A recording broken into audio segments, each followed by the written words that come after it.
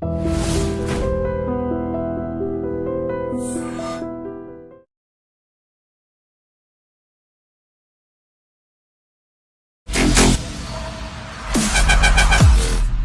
here we are, Minister for Tourism, Culture, Youth Advancement and Sports, Roja Selvamani garu, Firebrand.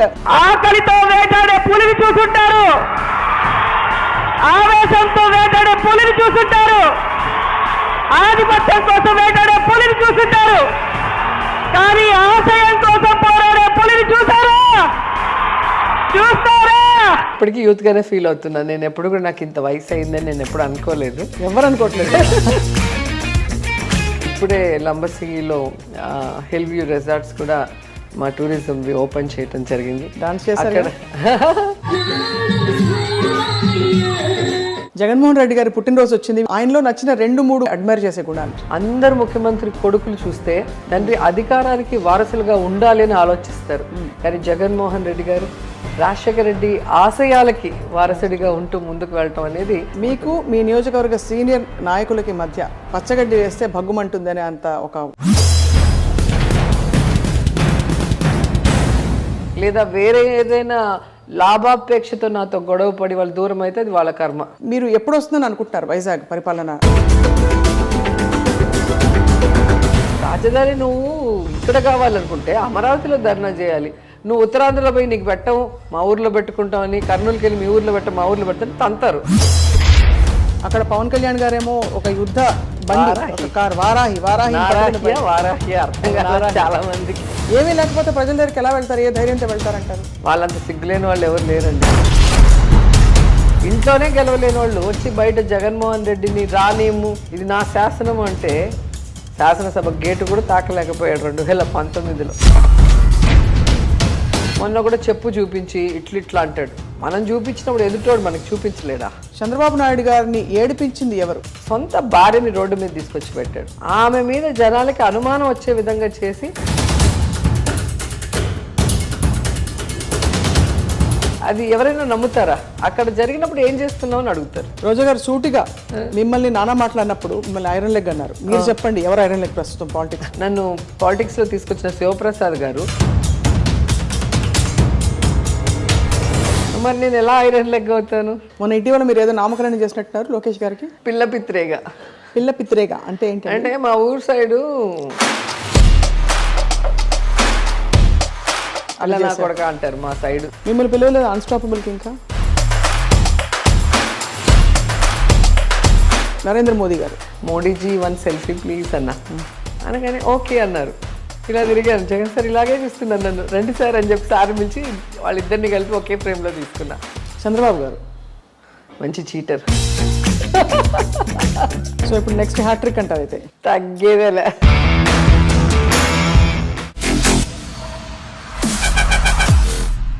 నమస్తే. సామాజికంగా మనం ముందుకు వెళ్తున్నామా లేదా నిర్ధారించుకోవడానికి కొన్ని కొలమానాలు ఉంటాయి. అందులో ఒక ప్రామాణికమైన విషయం ఏంటంటే మహిళలకి సామాజిక అంశాలలో పెద్ద కీలకమైన పాత్ర ఉండడం. డాక్టర్ వైఎస్ రాజశేఖర రెడ్డి గారు తన మంత్రివర్గంలో మహిళలకి చాలా పెద్దపీట వేసిన విషయం అందరికీ తెలిసిందే. అలాగే అదే పరంపరని కొనసాగిస్తూ ఆంధ్రప్రదేశ్ ప్రస్తుత ముఖ్యమంత్రి వైఎస్ జగన్మోహన్ రెడ్డి తన క్యాబినెట్లో ఎంతోమంది మహిళలకి గొప్ప అవకాశాలు ఇచ్చారు. అండ్ ఇదే సందర్భాన్ని పురస్కరించుకుని ఇవాళ మనం మాట్లాడబోతున్నాం చాలా కీలకమైన పోర్ట్ఫోలియో బాధ్యతల్ని నిర్వర్తిస్తున్న శ్రీమతి రోజా సెల్వమణి గారితో, minister for tourism, culture, youth advancement and sports. ప్రత్యేకంగా తన ప్రణాళికలు ఏమిటి, అలాగే జగనన్న 50వ పుట్టినరోజు సందర్భంగా జగనన్నకి వారి విషెస్ అండ్ తర్వాతి అంశాలు కూడా మాట్లాడబోతున్నాం. ప్రస్తుతం మనం రోజా గారి ఇంటి ముందున్నాం. టూరిజం అండ్ కల్చర్ అన్నట్టుగానే చాలా అందమైన డెకరేషన్తో ఈ ఇల్లు స్వాగతం పలుకుతోని మనం ఇంట్లోకి వెళ్ళి మంత్రి గారిని పలకరించబోతున్నాం. అనేక విషయాలపై ఇవాళ చాలా ప్రత్యేకమైన ఎపిసోడ్ తప్పకుండా చూడాలి మీరు.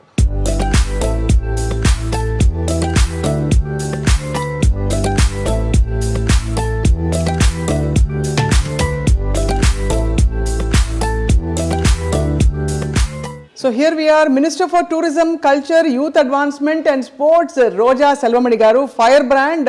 But actually చాలా ఆర్టిస్టిక్ సైడ్ బయటికి తీసుకురావడానికి ఒక గొప్ప అవకాశం వచ్చింది ఈసారి. రోజా గారు నమస్కారం. నమస్తే అండి.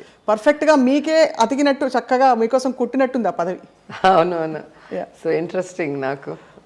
నాకు ఇంట్రెస్ట్ ఉన్న అన్ని శాఖలు కలిపి నాకు ఇవ్వటం జరిగింది. Right right. సో టూరిజం అంటే మీకు తెలుసు, మేము తిరిగిన అన్ని స్టేట్స్ కానీ అలాగే ఫారిన్ కంట్రీస్ కానీ లోకల్గా కానీ సో ఏది వదిలిపెట్టలేదు. గుళ్ళు కానీ లొకేషన్స్ కానీ ఫోర్ట్స్ కానీ.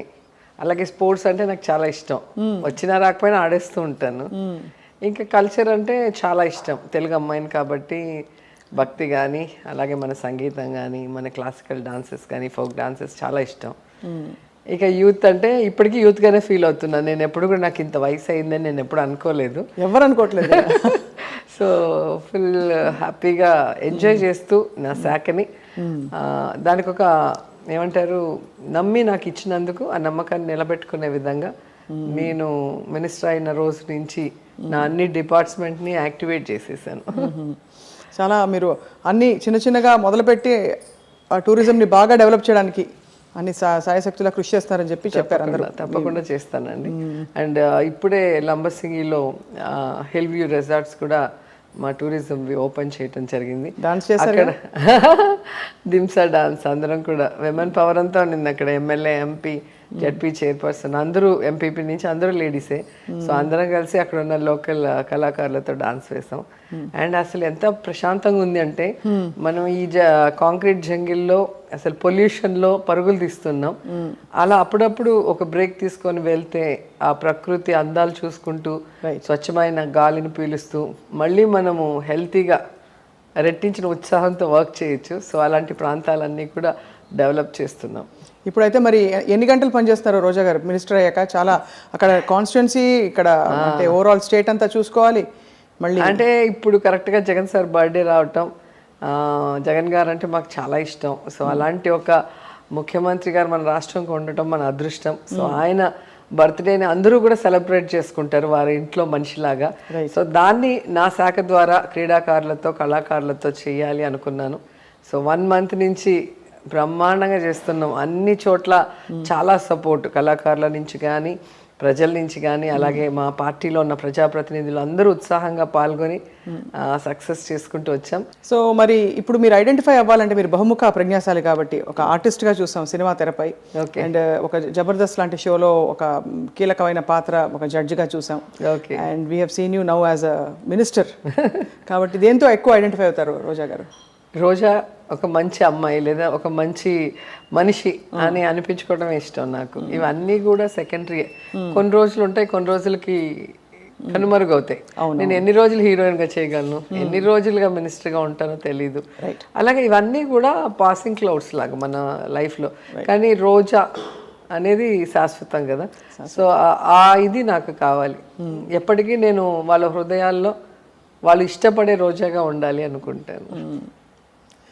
జగన్మోహన్ రెడ్డి గారి పుట్టినరోజు వచ్చింది, మీరు ఇంత సోదరిగా ఇన్ని ప్రయత్నాలు చేసి అందరి చేత చేయిస్తారు కాబట్టి ఆయనలో నచ్చిన 2-3 బాగా మీకు చాలా పర్సనల్గా మీరు చూసి అడ్మైర్ చేసే గుణాలు? నాకు సార్తో ఈ పాదయాత్ర అప్పుడు ఆల్మోస్ట్ దగ్గర నుంచి ఆయన చూడటం జరిగింది. మనిషి పేదవాడా గొప్పవాడా అనే తేడా లేకుండా ప్రతి మనిషిని కూడా ఒక మనిషిగా గౌరవించి ఆప్యాయంగా హక్కున చేర్చుకునే విధానం నచ్చింది. అసలు అక్కడికి వచ్చే వాళ్ళకి చెమటలు పట్టిపోయి ఉంటాయి, లేదా ఏదైనా మోసుకొని వస్తే చెత్తంతా ఉంటుంది, లేదా కొంతమందికి అయితే ఇట్లా పెద్ద పెద్ద కాయలు కాసి ఒకలాంటి స్కిన్ డిసీజ్. ఎవరైనా కూడా ఒకటే ఎక్స్ప్రెషన్, ప్రేమగా వాళ్ళని చూస్తూ ఇలా ఆశీర్వదించడం కానీ నుదురు మీద ముద్దు పెట్టడం కానీ చూస్తే నాకు నిజంగా ఆశ్చర్యం వేస్తుంది.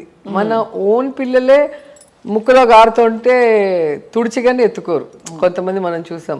సో నీట్గా లేకపోతే కొంతమంది ఎత్తుకోరు.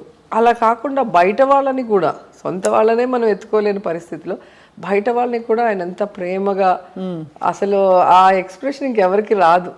మేమందరం కూడా ఇంక ఎన్ని జన్మలు ఎత్తినా అది చేయలేము. ఆ మనసు బాగా ఇష్టం నాకు జగన్ గారి దగ్గర. అండ్ రెండవది, ఒక మనిషిని నమ్మితే ఆ మనిషికి ఒక మాట ఇస్తే దానికోసం ఏదైనా కూడా ఆయన వదులుకోవడానికి సిద్ధంగా ఉంటాడు. అది మనం అనేక సందర్భాల్లో చూసాం. ఈరోజు ఓన్లీ రాజశేఖర్ రెడ్డి గారిని అభిమానించే గుండెలు ఎన్నో ఆగిపోయాయి, ఎన్నో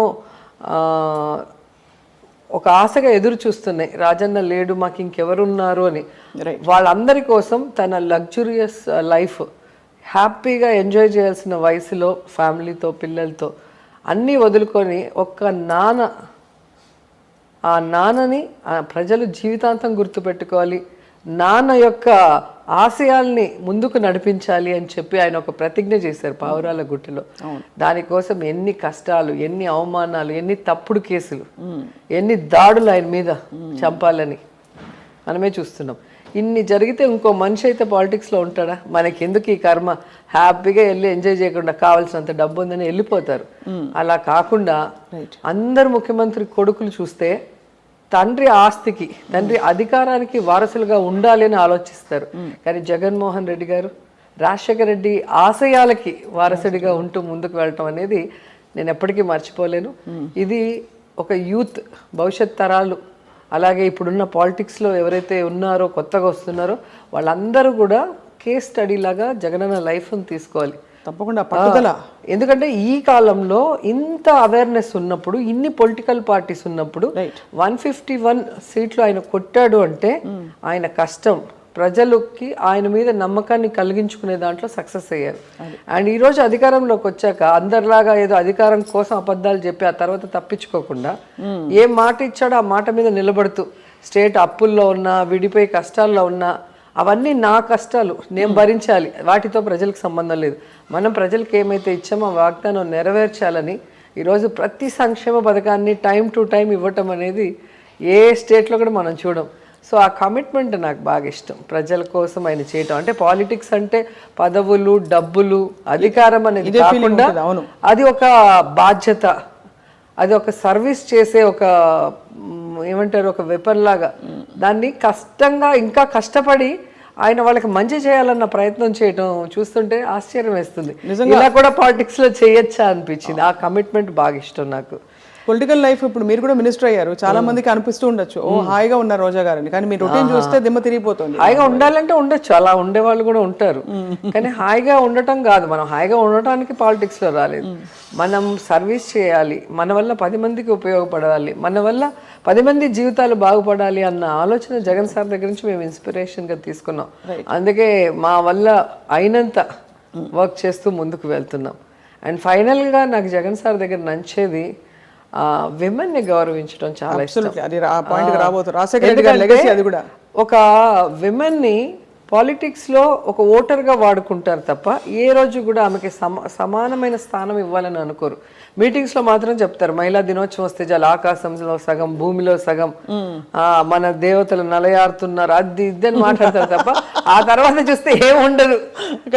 వాళ్ళకి నచ్చిన వాళ్ళకి ఒకరిద్దరికి ఇవ్వటమో, లేదా తండ్రులో, తాతలో, మొగుడో పాలిటిక్స్ లో ఉండి వాళ్ళు పైకి వెళ్తే వాళ్ళకి కంటిన్యూషన్ గా పెట్టారు. కానీ జగన్ గారు మాత్రం అన్ని ఎస్సీ, ఎస్టీ, బీసీ, మైనారిటీ అన్ని కులాలకి సమానంగా మహిళలకి రాజకీయ అధికారాన్ని ఇస్తున్నారు. అలాగే అన్నిట్లో 50% అవకాశాలు, అది వాలంటరీ వ్యవస్థలో కానీ, లేదా వర్క్స్ ఏవైతే డెవలప్మెంట్ వర్క్స్ ఉన్నాయి దాంట్లో కానీ, ఉద్యోగాల్లో కానీ అన్నిట్లో కూడా ఆయన 50% ఇవ్వటం అనేది ఎవరు మర్చిపోలేరు. అండ్ ఈరోజు ఆయన తీసుకొచ్చిన సంక్షేమ పథకాలలో మెజారిటీ నాకు తెలిసి 75-80% పైగానే అన్ని మహిళల పేరు మీదే ఉంటాయి. హౌస్ పట్టా, హౌస్ తీసుకోండి, వైఎస్ఆర్ ఆసరా తీసుకోండి, వైఎస్ఆర్ చేయూత తీసుకోండి, అమ్మఒడి తీసుకోండి, ఏది తీసుకున్నా కూడా విమెన్ ని నమ్మి ఇస్తాడు. ఎందుకంటే ఒక విమెన్ బాగుంటే ఆ ఇల్లు బాగుంటుంది, ఆ రాష్ట్రం బాగుంటుంది, ఆ దేశం బాగుంటుంది అని నమ్మిన వ్యక్తి. నిజంగా ఆడపిల్లల చదువు కోసం, ఎందుకంటే పేదవాళ్ళు ఎప్పుడూ కూడా చదువు ఎవరికి చెప్పించాలి అన్న ఒక క్వశ్చన్ వచ్చినప్పుడు అబ్బాయిలకి ఇస్తారు, అమ్మాయిలకి ఇవ్వరు. సో ఆ పరిస్థితి రాకుండా తల్లికి ఫైనాన్షియల్ సపోర్ట్ ఇచ్చి పిల్లలు డ్రాప్ అవుట్ అవ్వకుండా ఈరోజు ఆడపిల్లలు వాళ్ళ కాళ్ళ మీద వాళ్ళు నిలబడే విధంగా అమ్మఒడి, విద్యా దీవెన, వసతి దీవెన, ఫీజు రియంబర్స్మెంట్, అసలు మళ్ళీ వాళ్ళకి పౌష్టికమైన ఆహారం, ఇవన్నీ కూడా ఇచ్చి రియల్గా ఒక ఆడపడుచుకి ఒక అన్నలాగా, తమ్ముళ్ళలాగా, పిల్లలకి మేనమామలాగా ఆయన చేస్తున్న తీరు ఒక మహిళగా నేను మనస్ఫూర్తిగా అభినందిస్తున్నాను. ఈ పార్టీలో మహిళ మినిస్టర్గా ఉండటం గర్వంగా ఫీల్ అవుతున్నాను. చాలా గొప్ప విషయం మీరు అన్నట్టే. ఎందుకంటే చాలా ఎంత పటిష్టంగా ఉండే పార్టీలోనైనా ప్రతి చోట ఒకే ప్లేస్లో పవర్ స్ట్రగుల్స్ ఉంటాయి. అటువంటి మీ జిల్లాలో కూడా, మీ నియోజకవర్గంలో కూడా కొంత వర్గ పౌరు ఉన్న మాట అందరికీ తెలుసు. అది ఇంట్లోనే ఉంటుంది కదా, ఆస్తులు ఉంటే 2-3 పిల్లలు ఉంటే అంతవరకు బాగానే ఉంటారు. పెళ్ళిళ్ళు అవ్వగానే ఆస్తి పంపకాలు వచ్చే కొద్దికి ఆ చిన్న ఇది ఉంటుంది, నేను పెద్దోడిని, నేను చిన్నోడిని, లేదా నేను కష్టపడ్డా నాకు ఎక్కువ. అది హెల్తీ కాంపిటీషన్గా ఉన్నంత వరకు ఏం ప్రాబ్లం ఉండదు. సో దాన్ని డీల్ చేయగలిగే శక్తి సామర్థ్యం జగన్ గారికి ఉన్నాయి. రోజా గారికి ఉంది, రోజా గారికి కూడా ఉందని చెప్పచ్చా? మీ మీ మీ నాకు నియోజకవర్గంలో ఇన్స్పిరేషన్ జగన్ గారు. అంతేనా? ఫస్ట్ నుంచి నాకు ఇన్స్పిరేషన్ జయలలిత గారు ఉండేవారు. తర్వాత అంటే నేను ఆవిడని దూరంగా చూసి ఇన్స్పైర్ అయ్యాను. ఒక లేడీగా సేమ్ ఫీల్డ్ నుంచి, సినిమా ఫీల్డ్ నుంచి రావటం, అవును, పార్టీలో ఆవిడని ఎంత హ్యూమిలేట్ చేసి ఎంత స్ట్రగుల్ పడిందో అవన్నీ చూశాను. కాబట్టి నాకు విమెన్ అంటే అలా ఉండాలి, టైగర్ లాగా అనిపించేది. జయలలిత గారిని చూశాను. జగన్ గారిని దగ్గర నుంచి పాదయాత్రలో మా నియోజకవర్గంలో 2-3 టైమ్స్ వచ్చారు సార్. సో ఆయనతో నడిచేటప్పుడు ప్రతి క్షణం కూడా, అంటే కొంతమంది ఫొటోస్కి యాక్ట్ చేస్తారు, చంద్రబాబు నాయుడు గారు లాంటి వాళ్ళు, లేకపోతే టచ్ కూడా చేయలేరు, కేక్ పెడతా ఉంటే ఇట్లా అంటారు, చూసి మీరు కరెక్ట్గా గమనిస్తే తెలుస్తుంది. సో ఓన్లీ ఫోటో వరకు యాక్ట్ చేసి వెళ్ళిపోతారు వాళ్ళు. కానీ జగన్ గారు 24 అవర్స్ ప్రజల్లో ఉన్నారు. 24 అవర్స్ ఉంటే ఏ మనిషి అయినా బయటపడిపోతారు వాళ్ళలో తప్పులు ఉంటే, ఒకవేళ వాళ్ళు యాక్ట్ చేస్తుంటే. ఆయన రియల్గా మనస్ఫూర్తిగా ప్రజల్ని అభిమానిస్తున్నాడు, ప్రేమిస్తున్నాడు. కాబట్టి ఆయన 24 అవర్స్ జనాల్లో ఉన్నా కూడా జనాలు అభిమానిస్తున్నారు, ఎక్కడ కూడా ఆయన గురించి బ్యాడ్గా మాట్లాడకుండా. అంటే ఆయన ఎంత బాగా వాళ్ళని అర్థం చేసుకుంటున్నాడు, వాళ్ళ సమస్యల్ని ఓపిక్గా వింటున్నాడు, వాటికి భరోసా ఇస్తూ ఎలా ముందుకు వెళ్ళాడు అనేది గమనించాను. అండ్ కాళ్ళు బొబ్బలు ఎక్కేసి అసలు మాకైతే ఒక 5 days నగిరి నుంచి తిరుమలకి పాదయాత్ర చేశాను ఒకసారి. నాకు బొబ్బలు వచ్చేసి వారం 10 రోజులు పడుకునేసాం, కాలు తీసి కాలు పెట్టలేక. కానీ ఆయన ఎక్కడ ఆపకుండా 3600 కిలోమీటర్ల పైగా ఆయన నడవటం అనేది చూస్తుంటే నిజంగా ఆయన డెడికేషన్కి హ్యాండ్స్ ఆఫ్ చెప్పేసి జగన్ అని అంటారు. సో రోజా గారు మొత్తం మీద పొలిటికల్ లైఫ్ ఇప్పుడు మీరు సెటిల్ అయిందని అనుకోవచ్చా? ఎందుకంటే ఇప్పటికి కూడా హ్యాపీగా, ఎందుకంటే 2 ఏళ్ల క్రితం ఐ థింక్ మిమ్మల్ని మరొక సందర్భంలో మామూలుగా పలకరించినప్పుడు కొంతమంది విలేకరులతో కొన్ని సందర్భాల్లో మీకు మంత్రి పదవి రాలేదే అని చాలా మంది ఫీల్ అయ్యారు. అంటే నాకన్నా నా వెల్ విషర్స్కి నన్ను అభిమానించే వాళ్ళందరూ కూడా ఫీల్ అయ్యారు. ఎందుకంటే జగన్ గారి పార్టీలో ఫస్ట్ క్యాబినెట్లో ఉంటారు అనుకున్నాము. అంటే ఒకే క్యాస్ట్ ఒకే జిల్లాలో ఇస్తారని కూడా ఎక్స్పెక్ట్ చేయలేము. అండ్ జగన్ గారికి కూడా ఈక్వేషన్స్ ఉంటాయి, చాలామంది అందరికీ కూడా వెయ్యాలి కదా, అప్పుడు 13 జిల్లాలు ఉన్నాయి. సో నాకైతే ఖచ్చితంగా నమ్మకం ఉంది సార్ ఎప్పటికీ నన్ను చేయి వదలరని.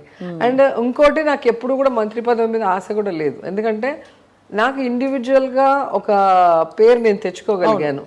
అండ్ ఎమ్మెల్యేగా అపోజిషన్లో కూడా నేను సస్టైన్ అయ్యి ఒక మంచి పేరు తెచ్చుకోగలిగాను అసెంబ్లీ లోపల బయట.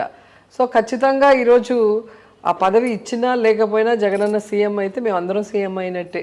సో మాకు ఆ పవర్ అనేది స్టేట్ వైడే కాదు, ఈ దేశంలో ఎక్కడికి వెళ్ళినా ఉంటుంది. ఇప్పుడు నేను చాలా చోట్లకి కూడా మొన్న లక్నో వెళ్ళాము, అలాగే అయోధ్య వెళ్ళాను, కాశీకి వెళ్ళాను. ఎక్కడికి పోయినా ఇక్కడ ఎంత ఉందో దీనికి డబుల్గా ప్రోటోకాల్ వాళ్ళు ఆహ్వానించి మాకు ఇస్తున్నారంటే అది జగన్ గారి ఆశీర్వాదమే.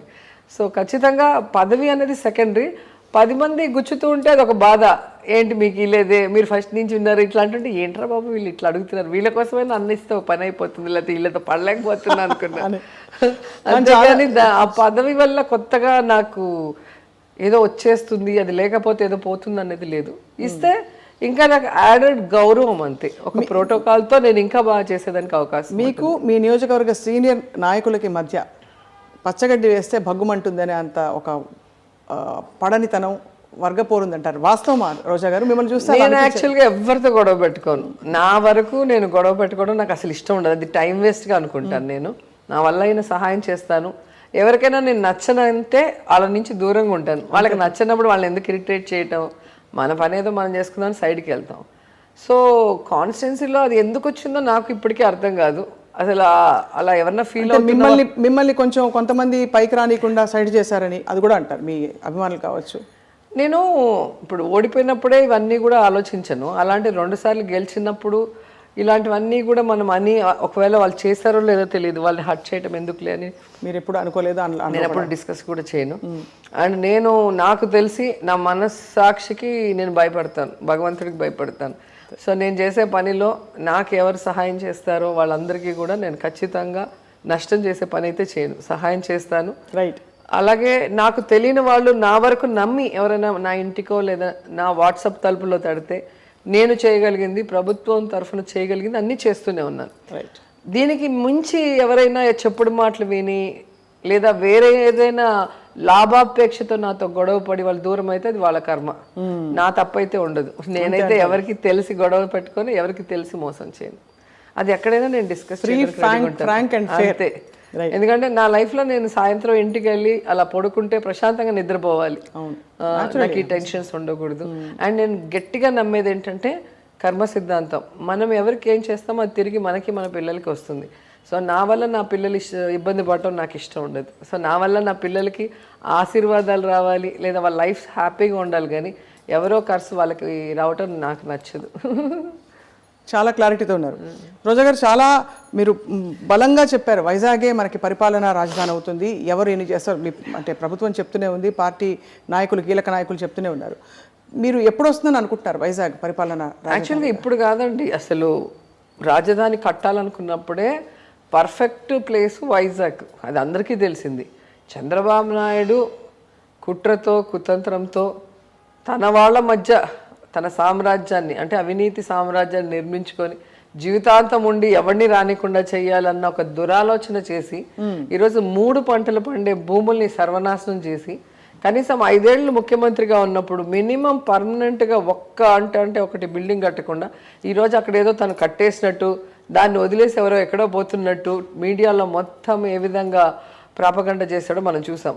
కొంత ప్రజలు నమ్మినారు, ఆ తర్వాత వాళ్ళకే అర్థమైంది ఇదంతా కూడా గ్రాఫిక్స్ తప్ప అక్కడ ఏమీ లేదని. ఎవరు వెళ్ళినా అక్కడ కనిపిస్తుంది ఎనుములు ఆవులు గడ్డిలు వేసుకుంటూ, అసలు మొత్తము గుంతలు తవ్వేసి ఎక్కడో మధ్యలో ఒక టెంపరీ అసెంబ్లీ, అక్కడెక్కడో సెక్రటరియట్లో ఒక 4 బిల్డింగ్లు తప్ప అక్కడ ఏమీ లేదు. దాన్ని ఏదో పెద్ద మహానగరం కట్టేసి వదిలేసిపోయినట్టు చేస్తున్నాడు. నిజంగా అతనికి ఈ ప్రాంతం పట్ల గౌరవం ఉంటే విజయవాడ గుంటూరు మధ్యలో ఎంత ప్లేస్ ఉంది, మన నాగార్జున యూనివర్సిటీ దగ్గర అంతా కూడా ప్రభుత్వ స్థలమే ఉంది. మంచిగా అక్కడ అసెంబ్లీనో ఇటు పెట్టుంటే ఈ 2 సిటీలు కలిసి, అంటే విజయవాడ గుంటూరు కలిసి అసలు హైదరాబాద్ కన్నా బ్రహ్మాండంగా మనం డెవలప్ చేసుకునే అవకాశం ఉంటుంది. కేవలం రియల్ ఎస్టేట్ వ్యాపారం చేసుకోవాలని ఎక్కడో ఉడతలు పట్టే చోట పోయి రైతుల పొట్టగొట్టి వాళ్ళ నోట్లో మట్టి కొట్టి ఆ భూములన్నీ దోచుకొని తన బినామీలకి ఇచ్చేసి వాళ్ళు కోటీశ్వరులు అవ్వాలన్న ఆలోచన తప్ప వాళ్ళకు ఒక మంచి రాజధాని కట్టాలన్న ఆలోచన లేదు. రాజధాని అంటే పేదోడు ఉండాలి, మధ్యతరగతోడు ఉండాలి, డబ్బు ఉండేవాడు ఉండాలి. అసలు ఎస్సీ ఎస్టీలకి ఇళ్ల స్థలం ఇస్తా అంటే ఇక్కడ ఈటర్కి వీల్లేదు అంటాడు. ఇంకా ఎస్సీ ఎస్టీలు బీసీలు లేని రాజధాని ఏం రాజధాని నాకు అర్థం కావట్లేదు. కానీ మీరు చెప్పిన, అంటే మీ ప్రభుత్వం చెప్తూ వచ్చిన మొదటి నుంచి కూడా ఇంటే ఈ భూమికి సంబంధించిన జరిగిన వ్యాపారాలు ఇవన్నీ కూడా వాటికి సంబంధించి ఏమన్నా మీరు నిరూపించగలిగారా? అసెంబ్లీలో నిరూపించారు కదా. అసెంబ్లీలో బుగ్గన గారు క్లియర్గా ఎవరెవరి పేరు మీద ఎన్ని ఎకరాలు ఉంది, ఏ డేట్లో కొన్నారు, ఎందుకు కొన్నారు. ఎక్కడో అడవిలో ఉడతలు పట్టే చోట అక్కడ పోయి కొనాల్సిన అవసరం వీళ్ళకి ఏముంది? వీళ్ళేమి ఈ ప్రాంతం వాళ్ళు కాదు, కొన్ని వాళ్ళు కూడా ఎక్కడెక్కడ వాళ్ళు అంతా కొన్నారు అంటే అర్థం అది మ్యాచ్ ఫిక్సింగ్ చేసుకొని పలానా చోట ఇది వస్తుంది, పలానా దాన్ని బయట ఒక రౌండ్ గీసుకొని ఇదంతా మనం కొనేస్తే రేపు మనం కోటీశ్వర్లు అయిపోవచ్చు, ఇంకా ఎవరిని ఈ చుట్టుపక్కల ఏ పార్టీని మనం బతకనీయకుండా చేద్దాం అనుకున్నారు. మనం ఒకటి తలిస్తే దైవం ఒకటి తలుస్తుందని పెద్దలు అంటారు చూసారా, అదే జరిగింది. సో ఈరోజు అక్కడ కన్నా రాజధానికి కావాల్సిన అన్ని ఫెసిలిటీస్ వైజాగ్లో ఉన్నాయి కాబట్టి అక్కడ పెట్టాలి పరిపాలన రాజధాని. ఇక్కడ ఎలాగూ శాసన రాజధాని ఉంది, దాన్ని కంటిన్యూ చేసేద్దాం. అలాగే కర్నూలుకి రాజధాని ఇవ్వాల్సిన పరిస్థితులు గతంలో ఉన్న అక్కడ మిస్ అయింది కాబట్టి ఆ ప్రాంత వాళ్ళకి కూడా మనోభావాలకి గౌరవించి న్యాయ రాజధాని పెట్టాలని జగన్మోహన్ రెడ్డి గారు నిర్ణయించడం జరిగింది. దానికి ఆ మూల ఉంది ఈ మూల ఉంది అంటారు. ఇప్పుడు కర్ణాటకలో బెంగళూరు ఎక్కడుందండి, తమిళనాడులో చెన్నై ఎక్కడున్నదండి, సో హైదరాబాద్ ఎక్కడుంది, తెలంగాణలో ఎక్కడ ఉంది అనేది కాదు, ఫెసిలిటీస్ ఉన్నాయా లేదా, ఒక రాజధానికి ఉండాల్సిన అన్ని సదుపాయాలు ఉన్నాయా లేదా అనేది చూడాలి. సో అవి ఖచ్చితంగా వైజాగ్ ఉంది. వీళ్ళేదో సూర్యుడిని అరచేత్తో ఆపినట్టు కోర్టులో కేసులు వేసి ఏదో చేయాలనుకుంటారు, కానీ జడ్జిలు కూడా పరిశీలించిన తర్వాత ఒక్కొక్కటి వాళ్ళకి నిజాలు తెలిసి అనేక విషయాల్లో మనకి పాజిటివ్ గానే వచ్చింది. హౌసింగ్ విషయంలో మీరు చూసారు ఏ విధంగా కోర్టు చూసి తెలుసుకొని వీళ్ళు చేసేదంతా కూడా తప్పుడు ప్రచారం అని వాళ్ళకే బుద్ధి చెప్పి మళ్ళీ హౌసింగ్ కన్స్ట్రక్షన్కి పర్మిషన్ ఇచ్చారు. అలాగే రాజధాని రైతులు అని చెప్పి, రాజధాని నువ్వు ఇక్కడ కావాలనుకుంటే అమరావతిలో ధర్నా చేయాలి, నువ్వు ఉత్తరాంధ్రలో పోయి నీకు పెట్టము మా ఊర్లో పెట్టుకుంటామని, కర్నూలుకి వెళ్ళి మీ ఊర్లో పెట్టం మా ఊర్లో పెడతాను తంతారు, పళ్ళు రాళ్ళు కూడా చేతిలో పెడతారు. అంటే రెచ్చగొట్టడానికి గొడవలు పెట్టడానికి బయలుదేరారు వీళ్ళు. మరి ఫస్ట్లో వీళ్ళు రైతులు అనుకొని ఒప్పుకున్న కోర్టు తర్వాత మనం చెప్పినవి చూపించిన రుజువులు చూసాక అర్థమైంది ఇది పొలిటికల్ గేము. వీళ్ళందరూ కూడా వాళ్ళ బినామీలు లేదంటే పెయిడ్ ఆర్టిస్టులు తప్ప రియల్ రైతులు లేరని తెలుసుకొని వాళ్ళు క్లియర్గా ఇచ్చారు. రైతు అనేవాడు ఆ రైతుకు సంబంధించిన ఐడి కార్డు వేసుకొని చేయాలంటే ఎక్కడ పోయింది ఆ పాదయాత్ర? గాల్లో కలిసిపోయింది. అంటే ఎక్కడ రైతులు చేయలేదు, వీళ్ళు చేసుకుంటున్నారు. సో కోర్టుకు కూడా ఇప్పుడు నిజాలు అర్థమవుతున్నాయి ఒక్కొక్క విషయంలో వాళ్ళకి బాగా అర్థం. మీ ప్రభుత్వం అన్ని సవ్యంగా చేస్తోంది, జగన్మోహన్ రెడ్డి గారు బాగా చేస్తున్నారు అన్ని కూడా అని సంక్షేమ పథకాలు పదే పదే మీరు చెప్తున్నారు. కానీ ప్రతిపక్షం మాత్రం దుమ్మెత్తిపోస్తుంది. అక్కడ పవన్ కళ్యాణ్ గారేమో ఒక యుద్ధ విమానం లాంటిది, విమానం కాదు అది బండి, కార్, వారాహి అర్థం కాదు చాలా మందికి. బయలుదేరుతున్నారు ఆయన స్పెషల్గా, అంటే ఆ యుద్ధ స్ఫూర్తితో బయలుదేరుతున్నారు. ఏమీ లేకపోతే ప్రజల దగ్గరికి ఎలా వెళ్తారు, ఏ ధైర్యంతో వెళ్తారంటారు? వాళ్ళంత సిగ్గులేని వాళ్ళు ఎవరు లేరండి. ప్రజలు ఎన్నిసార్లు చిత్కరించుకున్నా వాళ్ళు ఏదో ఒక కారణం పెట్టుకొని వస్తూనే ఉంటారు. ఈరోజు హైదరాబాద్లో ఉంటూ హ్యాపీగా షూటింగ్లు చేసుకుంటూ హ్యాపీగా లైఫ్ని ఎంజాయ్ చేసుకుంటూ, ఎప్పుడో చంద్రబాబు నాయుడుకి ఇబ్బంది వచ్చిందంటే ఆయన ఒక ఫోన్ కొట్టి ఒక ప్యాకేజ్ ఇస్తే పరిగెత్తుకుంటూ వచ్చి ఒక స్టేట్మెంట్ ఇచ్చి ఏదో నానా యాగి చేసి పోవటం తప్ప, ఆయన పార్టీ పెట్టిన రోజు నుంచి ఈ రోజుటి వరకు చాలామంది పార్టీలు పెట్టారు. ఎన్టీఆర్ పార్టీ పెట్టారు, మన జగన్ సార్ పార్టీ పెట్టారు, పిఆర్పి పార్టీ పెట్టారు, ఇప్పుడు జనసేన పెట్టారు. పార్టీ పెట్టిన తర్వాత ప్రజల కోసం ఎవరు ఏం చేశారు, ప్రజల్లో ఎన్ని గంటలు ఉన్నారు, ప్రజల సమస్యలకి ఎలా స్పందించారు, వాళ్ళు అధికారంలో వస్తే ప్రజలకి ఏం చేస్తామని చెప్పారో ఒక్కసారి మీరు రివైండ్ చేసుకొని చూస్తేనే అర్థమవుతుంది. వీళ్ళు షూటింగ్ సినిమాలో లాగా 2.5 గంటల్లోనే సీఎం అయిపోయి చైర్లో కూర్చొని వాళ్ళు చెప్పినట్టు ఆడాలి అనుకుంటారే తప్ప, వాళ్ళు ప్రజల్లో ఉంటూ ఎండనక వాననక ప్రజల కష్టాలకి సపోర్ట్ చేస్తూ ప్రజల్లో మమేకమై వాళ్ళ మనిషి అనిపించుకునే టైం వీళ్ళకు ఉండదు. అలాంటప్పుడు ప్రజలు ఎలా ఒప్పుకుంటారు? మీకు క్లియర్గా కనిపిస్తుంది కదా. ఈరోజు పవన్ కళ్యాణ్ కానీ వాళ్ళ అన్నలు కానీ ముగ్గురు కంటెస్ట్ చేశారు. ముగ్గురు కంటెస్ట్ చేసిన వాళ్ళ సొంత ఊర్లోనే ముగ్గురిని ఓడించారు అంటే దాన్ని బట్టి మీకు అర్థం కావట్లేదండి. ఇంట గెలిచి రచ్చ గెలిచాలి. ఇంట్లోనే గెలవలేని వాళ్ళు వచ్చి బయట జగన్మోహన్ రెడ్డిని రానియము, ఇది నా శాసనం అంటే శాసనసభ గేటు కూడా తాకలేకపోయాడు 2019లో. ఇలాగే మాట్లాడుతుంటే మెంటల్ హాస్పిటల్లో జాయిన్ చేసేస్తారు. ఎందుకంటే ఈ రోజు వరకు మొదట పార్టీ పెట్టగానే కంటెస్ట్ చేయకుండా బీజేపీకి టీడీపీకి ఓటేమని చెప్పి ఆ తర్వాత పెట్టి బీజేపీని టీడీపీని తిట్టేసి ఇప్పుడు మళ్ళీ వాళ్ళతోనే కలుస్తాను, జగన్మోహన్ రెడ్డిని మాత్రం సీఎం కానీ నువ్వు ఎవరితోనే కలుస్తాను అంటే ఆయన ఒప్పుకున్నట్టు కదా.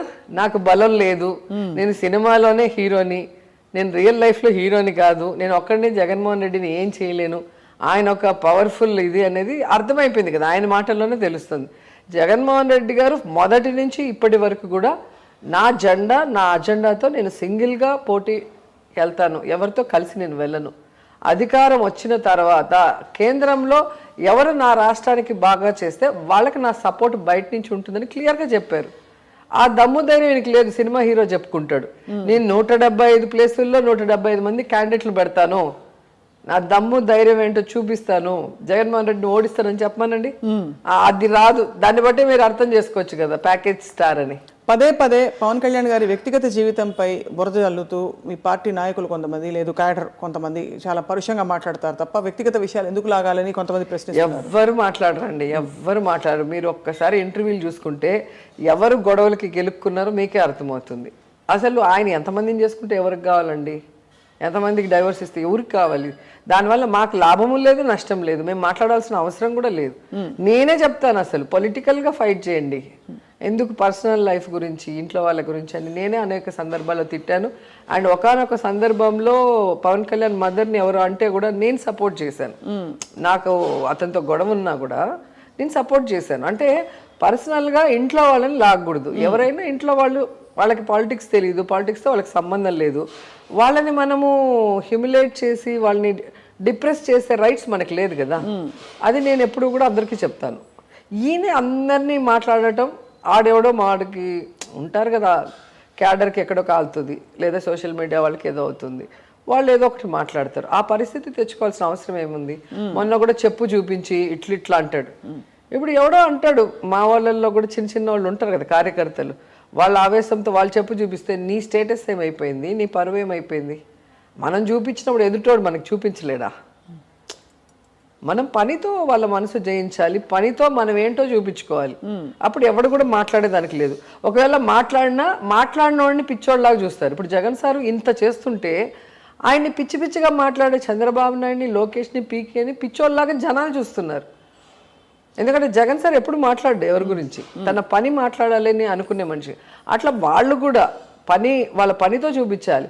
వాళ్ళు అసలు టైం అంతా ఎక్కడో ఇది చేసి కనీసం ఇల్లు కట్టుకోరు, ఓటు ఉండదు ఆంధ్రప్రదేశ్లో. కానీ ఆంధ్రప్రదేశ్ ప్రజల మీద ప్రేమ ఉన్నట్టు వీళ్ళు స్పీచ్లు ఇచ్చేస్తే ఎవరు నమ్ముతారు? ప్రజల్లో ఉండాలి, ప్రజల కష్టాలు తెలుసుకోవాలి, వాటికి సపోర్టివ్గా ఉండాలి, వాళ్ళ సంతోష సమయంలో వాళ్ళతో కలిసి పాలు పంచుకోవాలి. అది లేదంటారు. అది ఎక్కడ ఉంది ఒక్కటి చెప్పండి మీరు. అంటే మధ్య మధ్యలో అప్పుడప్పుడు ఇప్పుడు ప్రత్యేకమైన వాహనం తీసుకుని, మిలిటరీ వాహనం తీసుకుని బయలుదేరుతున్నారు. ప్రజల కోసమే కదా అని. అవునా, ప్రజలు అది నమ్మాలి కదా, మా కోసమని ప్రజలు నమ్మాలి కదా. ప్రజలకి ఈరోజు పవన్ కళ్యాణ్ మీద నమ్మకం లేదు కాబట్టి 2 చోట్ల నించున్నా 2 చోట్ల ఓడించారు. ఎందుకంటే ప్రజలు గమనిస్తూ ఉంటారు మన మాటని, మన ప్రవర్తనని, మనం ఇచ్చిన వాగ్దానాన్ని మనం నెరవేరుస్తున్నామా లేదా, మనం ఎవరికైనా ఒక సజెషన్ చేసినప్పుడు అది మనం ఫాలో అవుతున్నామా లేదా, అన్నీ కూడా చూస్తుంటారు జనాలు. మనం అనుకుంటే జనాలు అమాయకులు, వాళ్ళకి ఏం తెలియదని. అందరికన్నా తెలివైన వాళ్ళు ప్రజలు. ఆ ప్రజలు అందరినీ గమనిస్తూ ఉంటారు. కానీ ఇదే కొనసాగిస్తే చంద్రబాబు నాయుడు గారిని ఏడిపించింది ఎవరు? ఆయన కంటతడి పెట్టి ఒకరోజు విపరీతంగా ఏడిచిన ఆయన అత్యాసే ఆయన్ని ఏడిపించింది. ఆయన చేసిన తప్పులు పాపాలకి ఈరోజు ఆయన ఏడవలసిన పరిస్థితి వచ్చింది. ఎందుకంటే ఇదే అసెంబ్లీలో అత్యధికమైన ఎమ్మెల్యేలతో తిరుగులేని ముఖ్యమంత్రిగా ఎన్టీఆర్ గారు అడుగుపెట్టినప్పుడు కుట్ర కుతంత్రంతో ఆయన మీద చెప్పులేయించి ఆయన ఎమ్మెల్యేలను తన వైపుకు తిప్పుకొని ఆయనకి మైక్ ఇవ్వనీయకుండా అప్పుడు స్పీకర్గా ఉన్న యనమల రామకృష్ణుడితో నీతిమాలిన రాజకీయం చేసి ఆయన్ని వెన్నుపోటు పొడిచి ఆయన చావుకు కారణమయ్యాడు. అవన్నిటికీ ఈరోజు ఆయన ఆన్సర్ చెప్పాల్సిందే. ఎందుకంటే నెక్స్ట్ జన్మ లేదు, ఇప్పుడు అంతా కూడా ఈ జన్మలోనే లెక్క సెటిల్ అయిపోతుంది. ఎవరిని చూసినా మీకు కళ్ళ ముందే కనిపిస్తుంటుంది. అలాగే తన పదవి కోసం, తన అత్యాశ కోసం ఆయన సొంత భార్యని రోడ్డు మీద తీసుకొచ్చి పెట్టాడు. ఎవ్వరు ఒక మాట అనకుండా, ఎవరో ఏదో అనేశారు నా భార్యని అని చెప్పి ప్రజల్లో లేని ఒక డిస్కషన్ని తీసుకొచ్చి ఆమె మీద జనాలకి అనుమానం వచ్చే విధంగా చేసి ఏడ్చి సింపతి తెచ్చుకోవాలన్న ప్రయత్నం చేశాడు. కానీ అక్కడ కూడా ఫెయిల్యూర్ అయిపోయాడు. ఎందుకంటే క్లియర్గా ఎక్కడైనా కూడా మన వాళ్ళు మాట్లాడుంటే రికార్డు ఇమీడియట్గా చూపించండి, సారు డెసిషన్ తీసుకుంటారు. సార్ డెసిషన్స్ ఎలా ఉంటాయి మీకు తెలుసు కదా, జగన్ గారి డెసిషన్. కానీ అక్కడ కూర్చొని గంట తర్వాత రూమ్కి వెళ్ళి ఆ తర్వాత వాళ్ళ మనుషులు ఉంటారు కదా పచ్చ ఛానళ్ళు, వాళ్ళు ఇచ్చిన మొత్తం స్క్రిప్ట్ తీసుకొని మళ్ళీ పార్టీ ఆఫీస్కి వెళ్ళి అక్కడ ప్రెస్ మీట్ పెట్టి అప్పుడు ఏడిస్తే ఎవరు నమ్ముతారు? ఇప్పుడు మీరు నన్ను ఏదైనా తిడితే నేను రియాక్ట్ అయితే అవును అది జరిగినట్టు లెక్క. ఇప్పుడు మన ఇద్దరం ఇక్కడ మాట్లాడేసుకొని సరదాగా నేను వెళ్ళి ఒక 2 గంటల తర్వాత నన్ను అక్కడ ఇంటర్వ్యూ దగ్గర స్వప్న ఇలా అనింది అని చెప్పి ఏడిస్తే అది ఎవరైనా నమ్ముతారా? అక్కడ జరిగినప్పుడు ఏం చేస్తున్నావు అని అడుగుతారు. అక్కడికక్కడే అంటారు మామూలుగా, అక్కడే అడగాలి. అవును, అలా లేదు అంటేనే అది ప్రీ ప్లాన్డ్ గా ఒక సింపతి కోసం చేసిన ఇది. మొన్న కూడా ఎక్కడో మీటింగ్ పోతే నా మీద రాళ్ళు వేశారు అని చెప్పి సింపతి కోసం డ్రామా ఆడారు. మీ మీటింగ్లో మీ కార్యకర్తల మధ్య ఒకడు వచ్చి ఒక రాయి వేయాలంటే ఇట్లా వేయలేడుగా, చెయ్యి పైకెత్తే వేయాలి కదా. ఆయన వ్యాన్ మీద ఉన్నప్పుడు ఆడు చెయ్యి పైకెత్తే వేసేటప్పుడు చుట్టూ ఉండే వాళ్ళు గాడిదలు కాస్తుంటారా? పార్టీ కార్యకర్తలు కొట్టి చంపారా? చంపుతారు లేదా? చెయ్యి ఒకటి పైకెత్తి రాయి వ్యాన్ మీదకి వేసినప్పుడు చుట్టూ కార్యకర్తలు అంతా కూడా ఎట్లుంటారు? ఆ పార్టీ కార్యకర్తలు ఏ పార్టీకైనా కూడా ఒక నాయకుడు వచ్చినప్పుడు అందరూ కూడా ఒక ఫుల్ ఎనర్జీతో ఉంటారు. అప్పుడు ఏదైనా ఒక చిన్నది జరిగినా అందరూ కూడా మాబ్గా చేరి కొడతారు. అట్లా జరగలేదు అంటే అవన్నీ కూడా సింపతి కోసం ఆయన ఆడే డ్రామాలని ప్రజలకు అర్థమైపోయింది. సో అలా ప్రతి చోట కూడా ఆయన ఫెయిల్యూర్ అవుతూనే ఉన్నాడు. ఆయన చెప్పే మాటలకి చేసే చేతలకి ఏది కూడా సంబంధం లేకుండా. ఇప్పుడు కర్మ సిద్ధాంతం అన్నారు, మిమ్మల్ని అసెంబ్లీలోకి అడుగు పెట్టనివ్వలేదు టైంలో, మీకు విపరీతమైన అవమానం జరిగింది. సో ఏమంటారు? కర్మ సిద్ధాంతం అలా కొనసాగుతుంది అంటారు? అవును, నేను ఆ రోజు కరెక్ట్గా ఒక 1 అవర్ ముందే ఎయిర్పోర్ట్కి వెళ్ళి అర్జెంట్ పని ఉండి హైదరాబాద్కి వెళ్ళా. నేను ఇట్లా ఫ్లైట్ దిగాను, ఫోన్లు ట్రింగ్ ట్రింగ్ ట్రింగ్ అంటే ఏమంటే మేడం కర్మ సిద్ధాంతం ఫలించింది మేడం, ఏ అసెంబ్లీకి అయితే మిమ్మల్ని రానియకుండా చేశాడో ఆ అసెంబ్లీకి ఆయన ఇంకా రానని చెప్పి ఆయనే వెళ్ళిపోయేలాగా చేశారు కదా మేడం అన్నారు. నాకు అర్థం కాలేదు, నేనేం చేశాను నాకు తెలియదు అంటే లేదు ఇట్లా జరిగిందని. అంటే ఆయనకంతా ఆయనే వెళ్ళిపోయే పరిస్థితి భగవంతుడు క్రియేట్ చేశాడు. సో ఎంతమందిని రానియకుండా చేయాలన్న ప్రయత్నం అయింది. ప్రాణాలు నాతో పెట్టుకుంటే ప్రాణాలు లేకుండా పోతాయి అని మాట్లాడిన మాటలు రాజశేఖర రెడ్డి గారు చనిపోయే ముందు మనం అసెంబ్లీలో విన్నాం. ఆ తర్వాత నన్ను ఎలా మాట్లాడారు విన్నాం. జగన్ గారిని అయితే ఇంకా అసలు చెప్పనవసరం లేదులే. అంత బలమైన ఒక నాయకుడిని ఎన్నంటే ఆయన మాట్లాడితే జగన్ గారు కాబట్టి సహించారు. అదే ఇంకో నాయకుడు అయితే వీళ్ళకి తాట తీసేసి ఉంటాడు. జగన్ సార్కి ఏంటంటే మనం వచ్చింది వాళ్ళని విమర్శించడానికో వాళ్ళని పనిష్ చేయడానికో కాదు కదా. మనం వచ్చింది ప్రజల కోసం వచ్చాం. మన టైం వేస్ట్ చేయొద్దండి, మన ఫోకస్ ఇటు పెట్టండి అని చెప్తారు. దానివల్ల మేము కూడా చేతులు కట్టేసుకొని కూర్చోవాల్సి వస్తుంది. లేకపోతే ఏం చేస్తారేంటంటే చేసేది చేస్తాం. వాళ్ళు మాట్లాడితే మేము కూడా మాట్లాడతాం. వాళ్ళు దాడి చేస్తే మన వాళ్ళు దాడి చేస్తారు. ఇప్పుడు మేము అందరినీ కూల్ చేసే పనిలో ఉంటాం కదా. వద్దు వద్దు ఇది మన పార్టీ సిద్ధాంతం కాదు. పైన నాయకుడు ఎలా ఉంటాడో కార్యకర్త అలాగే ఉంటారు.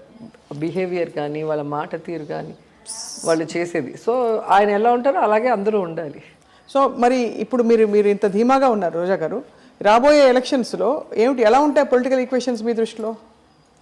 ఈసారి ఖచ్చితంగా ఫస్ట్ ఎలక్షన్ లాస్ట్ ఎలక్షన్ రకరకాల యుద్ధంలాగే ఉంటుందండి. ఎందుకంటే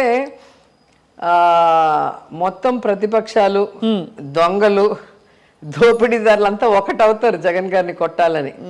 కానీ ఎవరెన్ని చేసినా కూడా ప్రజల మనసులో వైఎస్ఆర్ కుటుంబం ఒక గుడి కట్టుకొని అలా కూర్చొని ఉన్నారు. రాజశేఖర రెడ్డి గారు రాజకీయాల్లో ముఖ్యమంత్రి అయిన తర్వాత ఇలా కూడా చేయొచ్చా ప్రజల కోసం అని అనేక చారిత్రాత్మకమైన నిర్ణయాలు తీసుకొని వాళ్ళ జీవితాల్లో వెలుగు నింపారు. సో ఫ్రీ కరెంట్ రైతులకు కానీ, ఫీజు రియంబర్స్మెంట్ పేద విద్యార్థులకు కానీ, పేదవాళ్ళకి ఆరోగ్యం కోసం ఆరోగ్యశ్రీ, ఇలాంటివన్నీ అసలు మైండ్లో కూడా ఎవరికి తట్టవు. అసలు అంత గొప్ప ఆలోచనలతో వాళ్ళు వచ్చారు. ఈరోజు అవన్నీ కూడా మిగతా రాష్ట్రాల వాళ్ళు ఇంప్లిమెంట్ చేస్తున్నారంటేనే వాళ్ళ విజన్ ఏంటో మనం అర్థం చేసుకోవాలి. రాజశేఖర రెడ్డి గారిని మించిపోయారు జగన్ సార్. ఆయన ఇంకా అసలు 32 లక్షలకి పైగా ఇళ్ల పట్టాలు ఇచ్చేసి ప్రతి ఒక్కరికి వాళ్ళ కోరిక సొంత ఇంట్లో ఉండాలన్న కళ వాళ్ళకి, ఆ కళను నెరవేరుస్తున్నారు. అలాగే పిల్లలు అందరూ కూడా చదువుకోవాలి. ఎందుకంటే చదువు ఒక్కటే దొంగలించలేరు. ఆ చదువు ఉంటే వాడి కాళ్ళ మీద నిలబడటమే కాకుండా పూర్తి కుటుంబం ఆర్థికంగా ఎదిగే అవకాశం ఉంటుందని అందరినీ చదివించడానికి అన్ని రకాలుగా ఇంగ్లీష్ మీడియం నుంచి వాళ్ళకి ఇప్పుడు ట్యాబ్లు కూడా ఇస్తున్నారు చూడండి. డిక్షనరీలు మనం ఎప్పుడు డిగ్రీలో కానీ డిక్షనరీ చూడాల. ఇప్పుడు స్కూల్ పిల్లలకే ఒక గౌరవమైన స్కూల్ యూనిఫాము, పేదవాళ్ళు చక్కగా తిని హెల్తీగా ఉంటేనే కదా. లేకపోతే ఎప్పుడు చూసినా మోషన్స్ అనో ఫీవర్ అనో కోల్డ్ అనో స్కూల్ ఎగ్గొడితే వాడికి ఏం మార్కులు వస్తాయి? సో పౌష్టికమైన ఆహారం, జగనన్న గోరుముద్ద, ఒక తల్లి మనసుతో ఆలోచించి ప్రతిదీ కూడా ఆయనే చేయటం అనేది మనం చూస్తున్నాం. సో ఇట్లా చెప్పుకుంటూ పోతే జగన్ గారు తీసుకొచ్చినవి ఈరోజు సచివాలయం అనేది అల్టిమేట్. ఏదైతే గాంధీ గారు కోరుకున్నారో పరిపాలన ప్రజల దగ్గరికి రావాలి, ప్రజల దగ్గరికి వచ్చినప్పుడే వారి సమస్యలు మనకు తెలుస్తాయి, వారికి ఇమీడియట్గా మనం వాళ్ళకి సొల్యూషన్ ఇవ్వచ్చు అన్న ఆలోచన చేశారో దాన్ని ఆచరణలో పెట్టింది ఒక్క జగన్మోహన్ రెడ్డి గారు. ఈరోజు మోడీ గారు దేశమంతా కూడా సచివాలయ వ్యవస్థ తీసుకురావాలి అంటున్నారు అంటే జగన్ గారి విజన్ ఎంత గొప్పదో మనం ఆలోచించాలి. మన కోవిడ్ సమయంలో ఈ సచివాలయ వ్యవస్థ, వాలంటరీ వ్యవస్థ వల్ల ఇమీడియట్గా ఎక్కడ ఎవరు దగ్గారు, ఎక్కడ ఎవరు తుమ్మారో పట్టేసి వాళ్ళకి టెస్టులు చేసేసి ఇమీడియట్గా వాళ్ళ కోవిడ్ సెంటర్లో పెట్టేసి వాళ్ళకి ట్రీట్మెంట్ ఇచ్చి అసలు ఎలా అంటే ఇమీడియట్. అలాగే వర్షాలు వచ్చినప్పుడు వాళ్ళకి ఇంటికి రైస్ పంపించడం కానీ, డబ్బులు పంపించడం కానీ, ఎవ్రీ హౌస్కి డబ్బులు ఇచ్చారు కదా. అన్నీ కూడా మనకి ఆ వాలంటరీ వ్యవస్థ వల్ల ఇన్ఫర్మేషన్ ఇమీడియట్గా వస్తుంది. అలాగే జగన్ గారు అనుకున్నది ఇమీడియట్గా పోయి వాళ్ళకి చేరుతుంది. సో ఈ కనెక్షన్ అనేది చాలా బాగా బలమైన అనుబంధంగా మారింది. అది చూసి ఇప్పుడు మోడీ గారు కూడా మొన్న మధ్య మాట్లాడటం మనం విన్నాం. దేశమంతా కూడా దీన్ని తీసుకొస్తే ఎక్కడ ఏ సమస్య ఉన్నా ఇమీడియట్గా మనం దాన్ని సరిచేసే అవకాశం ఉంటుంది అని చెప్పి. సో ఈరోజు వాలంటీర్స్ వాళ్ళే వెళ్తారు, 50 ఏళ్ళకి ఒకరు ఉంటారు, వాళ్ళకి పెన్షన్ వస్తుందా లేదా, వాళ్ళకి రేషన్ కార్డు ఉందా లేదా, వాళ్ళకి ఆధార్ కార్డు ఉందా, అంత ప్రేమ పొంగిపోతే మోడీ గారికి స్పెషల్ స్టేటస్ ఇవ్వచ్చు కదా. ఆయన మన స్టేట్ మీద ప్రేమ కాదు కదా, ఓవరాల్ స్టేట్లో ఏం జరుగుతుంది అన్ని చోట్ల చెయ్యాలని. కానీ స్పెషల్ స్టేటస్ అనేది ఖచ్చితంగా ఇస్తారు అని ఎందుకో నాకు అనిపిస్తుంది. కనీసం ఎలక్షన్ ముందైనా అనౌన్స్ చేస్తారని సో చాలా పాజిటివ్గా హ్యాపీగా ఉన్నారు. కానీ రోజా గారు ఆనెస్ట్గా మీరు ఒక అద్భుతమైన అంటే క్వీన్ ఆఫ్ గ్లామర్గా ఏలిన ఒక ఫేజ్ ఉండేది. ఆ తర్వాత అన్ని కష్టాలు రాజకీయాల్లోకి వచ్చారు, రకరకాల మాటలు అన్నారు, మీరు అవమానాలు పడ్డారు. మీ గురించి ఎవరిని అడిగినా కూడా ఇదే అంటారు, చాలా స్ట్రగుల్ అయ్యి అట్ ద సేమ్ టైం దులుపుకుంటూ పాజిటివ్గా ఉండి పడ్డవాడు ఎప్పుడు చెడ్డవాడు కాదంటారు. అది. సో నాకు బలమైన సపోర్టు ఫస్ట్ నా ఫాదర్ ఉన్నారు, తర్వాత నా హస్బెండ్, నా బ్రదర్స్. సో వాళ్ళు ఎప్పుడూ కూడా నన్ను ఏమంటారు, నన్ను మోటివేట్ చేస్తూ ఉంటారు. సో మనకి అదే నువ్వు హీరోయిన్గా సంపాదించిందంతా పెట్టి బిజినెస్ చేసుకుంటూ హ్యాపీగా ఉంటే ఏం చేస్తుంటావు, కిట్టి పార్టీలకు అనుకుంటూ తిరుగుకుంటూ జాలీగా ఉంటావు. ఇప్పుడు చూడు కష్టపడుతున్నావు కాబట్టి కష్టం విలువ తెలుస్తుంది.